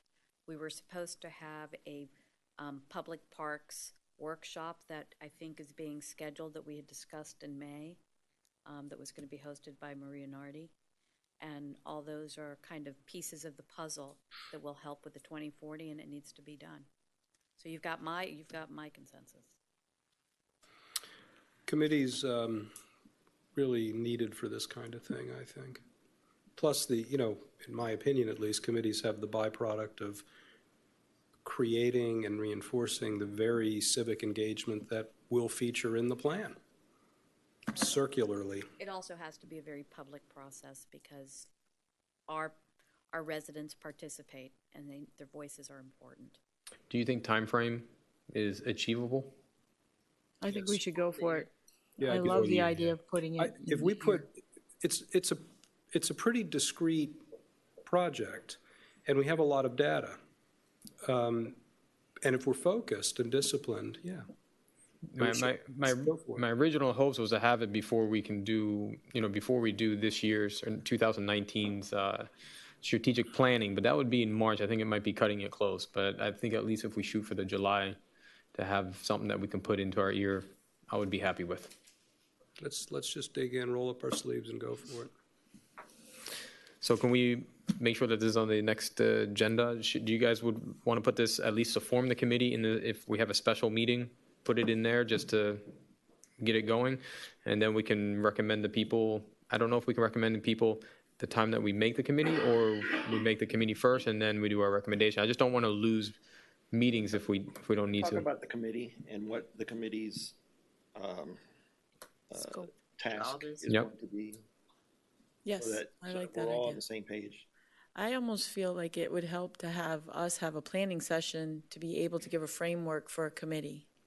But I don't know how you've done this in the past. I don't know if the committee goes off on their own. So I agree with you. I'd like to know what that process the is. last time the committee self-invented, it was novel, new, and there was no predicate. And but there was a huge amount of public participation with it. I Yes, mean, there it was public charrettes and it wasn't just a committee that went off and brainstormed. It really was a very public process, and I think, that needs to be replicated. Well, and now we have a survey Correct. that has spanned a bunch of people that should be used. So there's, I think, parameters that we could set that might help the result.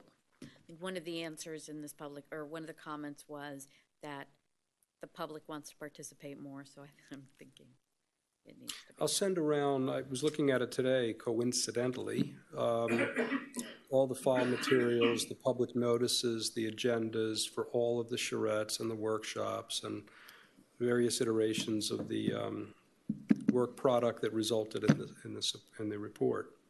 Aundrea, have you done this recently at your previous city? And do you have any input or ideas? Yes. What I did in the past that worked, but there are other ways that we can do it. We started with a survey. We did with a consultant, a strategic planning consultant. We had one-on-one interviews with each of the council members. We did focus groups with business community, with resident community, and then other community stakeholders. And there were probably 3 workshops of the council over a 2-year period that resulted in the adoption of our strategic plan. I think the village is in a different place because we have a 2020 vision statement. So if the plan is just to update that plan, yes. Perhaps there can be a shorter timeline. If I may make a suggestion, perhaps the direction that I get is to look at where we are with the 2020 plan, look at where we are with the EAR update, reach out to a few consultants and see, I can come back at the March meeting or even in the budget workshop and give you a realistic timeline based on our bandwidth, our resources, and where we are, with some specific timelines and milestones that we can all agree to. That sounds good. I would go for sure. Mm-hmm. Yes. Okay. You said the March meeting, though? Which meeting would you come back to us? I'm thinking with the budget as part of the part of my budget message. I already intended to include funding allocation for a strategic plan, so I can beef up those efforts and have a more detailed plan as part of the budget process. Great. All good. All right. Next item, iguanas pest control, Mayor Lindsay.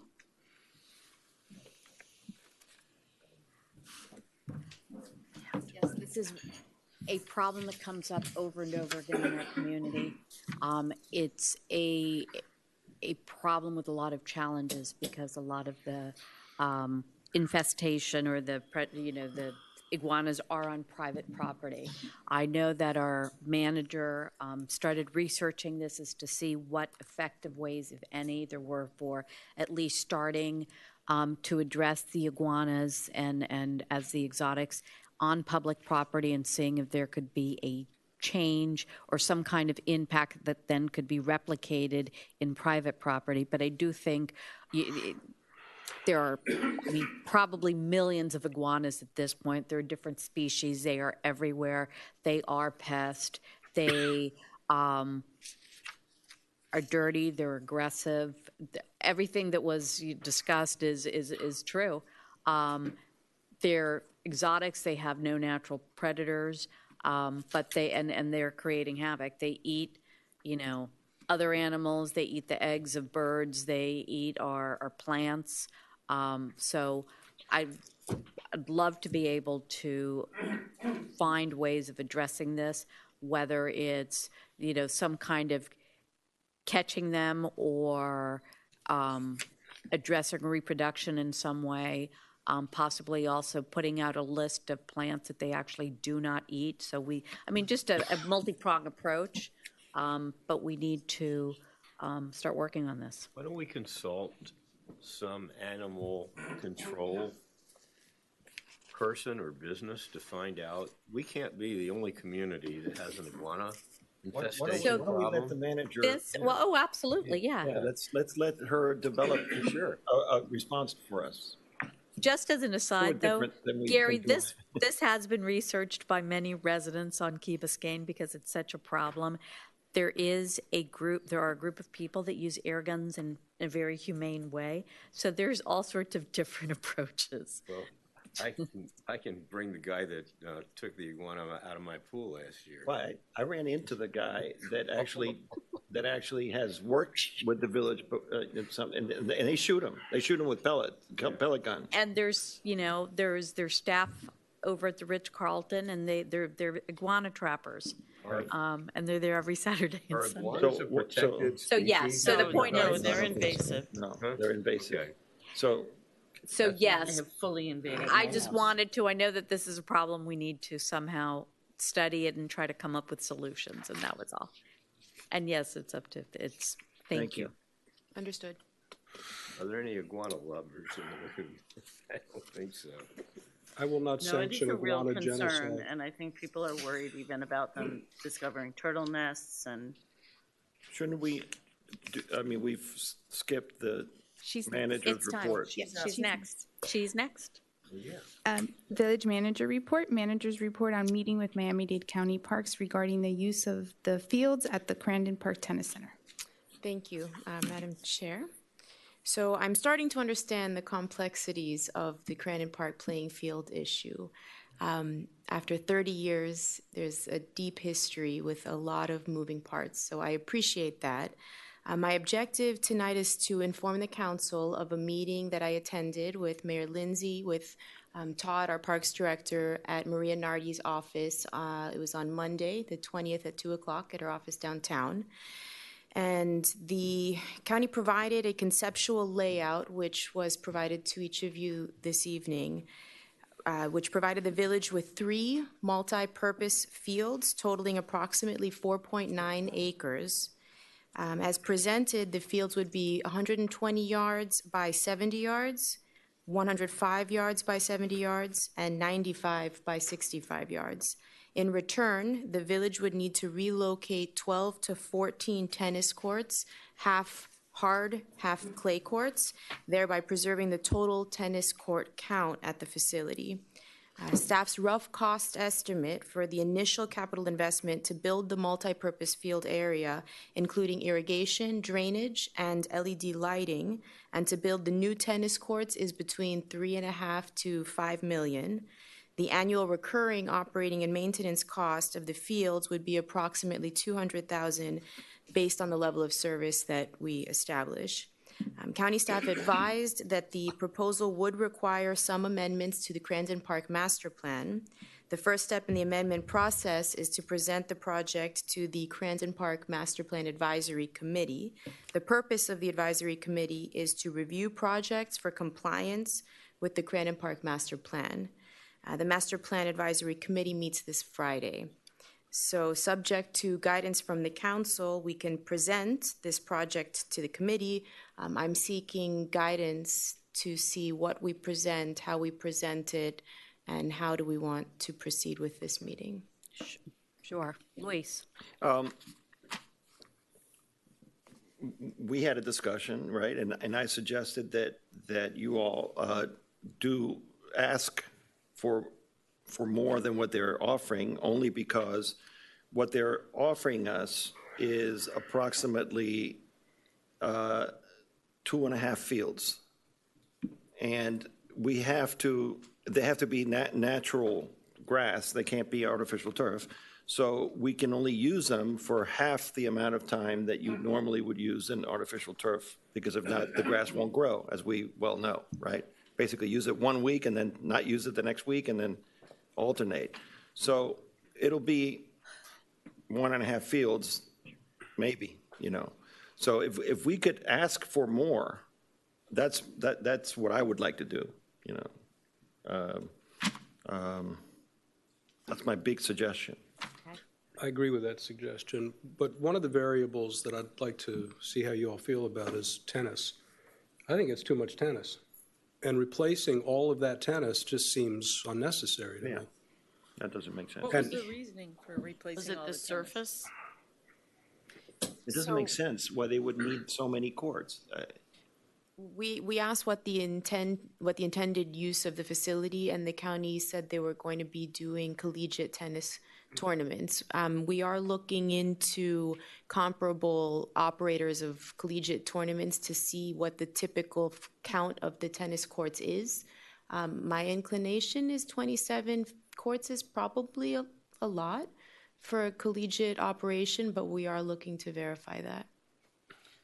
The other thing is, we realize, and we need to make sure they know that we realize that these 3 courts, if we get them, are doing nothing more than replacing the courts we just lost, the fields rather that we just lost.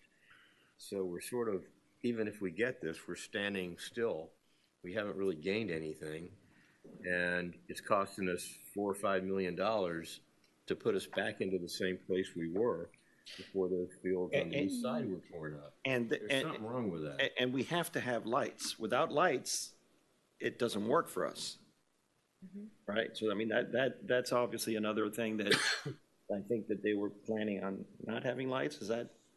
One of the amendments would be for lighting. Okay. We are contemplating it. And so, and there is some existing lighting now. Okay. It's possible that the concern is the loss of the clay courts, and I know I've heard that concern even in the community. So perhaps if you start to feel that that's the reason they had you replace the 6, that it wasn't actually a grand total number they were trying to get to, there's options of changing some of the hard ones to replace clay and then take some of this other space for playing fields. And maybe grass. But made of grass. Maybe grass. But fields made of grass too. Grass courts were originally popular with the older population. They're expensive. It's hard to maintain. But if you talk about gimmies that are valuable, grass courts are hot. And there are so few left. They felt pretty happy with the clay ones. Can I ask, was there any discussion? How much it'll cost us to maintain a grass court?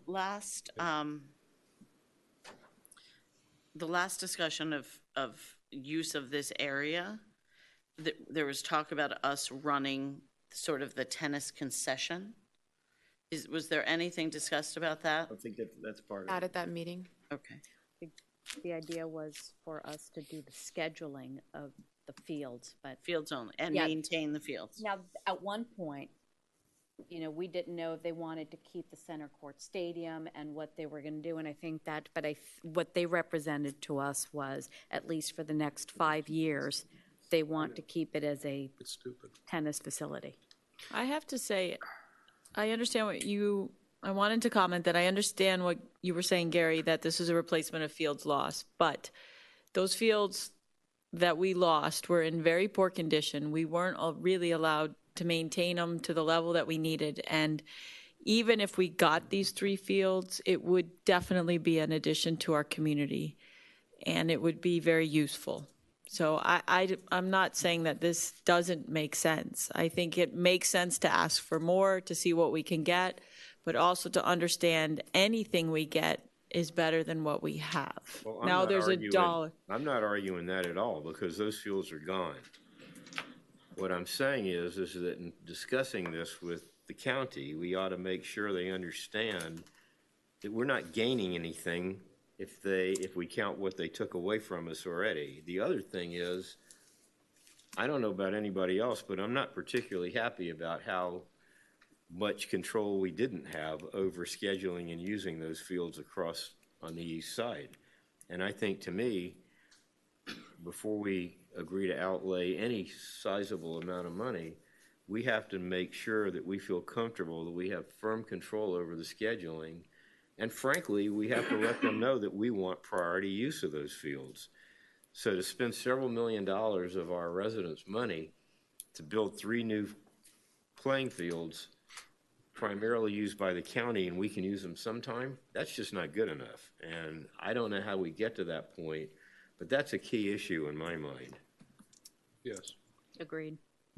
You know, I don't know, it's kind of a sarcastic question, but they swapped out those fields for a meadow, let's call it, being polite about it.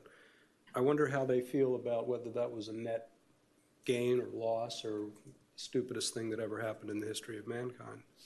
I'd like to know the answer to that. Because, you know, you had an activated area. But did they have control of that? Wasn't that, it was supposed to revert for years, and part of the reason we couldn't control it well is because we were basically beyond the point that we were even supposed to be allowed to use those fields. So I think this would be a very different situation. But it's looking at history in terms of whether you learn from what happens to you. And if their sensibilities at Miami-Dade County Parks is informed by this loss in replacement of activated recreational areas that were used with a meadow that might in 20 years maybe find somebody flying a kite, I don't know what's going to be there, but it's not an activated area. It's part of a dead park. And that I would like to respectfully suggest is not a good use of land. You know, I just thought of something looking at this. If they want us to rebuild the 18 courts they'll be losing, where are they supposed to put those 18 courts? And if there aren't courts there, why can't we just put the playing fields there? Here, everything outlined in red. So why instead of digging up courts and having to pay to replace them, can't we put the playing fields in a spot where there aren't any courts? What does it cost? $50,000, $75,000 a court? I don't think it times 8. The only place, Gary, that you could possibly do that is the area where, like, they had the food court down the center here. Right. Otherwise, it's not enough. And I think the last time we saw an overlay image, it wasn't really adequate for much of anything. That one column that's currently not a tennis court. The only place I could see you could put it is behind that stadium. You might be able to put one in there, but that's only one field. Here? Yeah. You might be able to squeeze one in there, but that's it. And they need parking. They need the parking. They feel like they're going to keep that stadium, which of course the master plan says has to be torn down if it's not. Yeah, because that would be the ideal place to put the fields where the stadium is. We'll see what Mr. Matheson, decides when he has a chance at it, And I think we need to have you don't ask, you don't get approach. Yeah, see what happens. We need to ask whatever. Yep. But whatever we can. Whether they're pretending or not, they still purport to want to retain that stadium. No, but Miami-Dade is not the problem here. No. Okay, so, I mean, we need to understand that. Miami-Dade is not the problem. You know, I mean, we were negotiating with Miami-Dade for a much bigger situation. Yes. So Miami-Dade's not the problem. It's the other problem. Yes. Now, the other problem wants that stadium to go away. Right. So what direction do we want to give Aundrea for Yes. Friday's meeting? Well, Let's wrap this up. I personally would like to see if we could get more space if possible for what they're asking us to do, you know. And lights. You were gonna say lights, right? You've already got And lights on the there. lights are a must. Without the contemplated. lights, we can't. Lights are doesn't work complicated. for us, yeah. Hours. Extended boardwalk or whatever, a pathway to get down. That's another important thing. That was discussed. Golf cart access. Could we have golf cart access to the the- stadium area, the path, fields? Be able to build a path in the FPL easement all the way to the area. Now, if you want to reinvigorate the idea of putting the Public Works facility at the gas station, that's a great idea. The county liked it. The other guys didn't like it. The county liked it. At the It's gas to their station? benefit. I think we need to focus At the fire on station? No, at the. one step at a time. At Cabana Road, at Cabana Road. I would suggest we focus on one thing at a time. County wants this, though. I know, but get the ball rolling, get the partnership going, Get and this, and then we'll go for a second. And get them to Yes. include the entry block. No, I mean, we don't want to go crazy here. I mean, Safe routes to school to Mass as well. right. But I think that what we discussed is reasonable. okay. Motion to adjourn? Wait, sorry, Yeah, just you- one quick that's announcement. something. I just want to take this opportunity to state the names of the Key Biscayne residents who have qualified for this year's 2018 election. For office of the mayor, Luis de la Cruz, Michael Davey. For office of council, we have Mr. Jeffrey Augusto Gonzalez, Mr. Luis Laredo, Mr. Ignacio Sigorola, Mr. Edward London, and Mr. Tony Winton. Congratulations, everybody. Thank you. Meeting adjourned. Aye.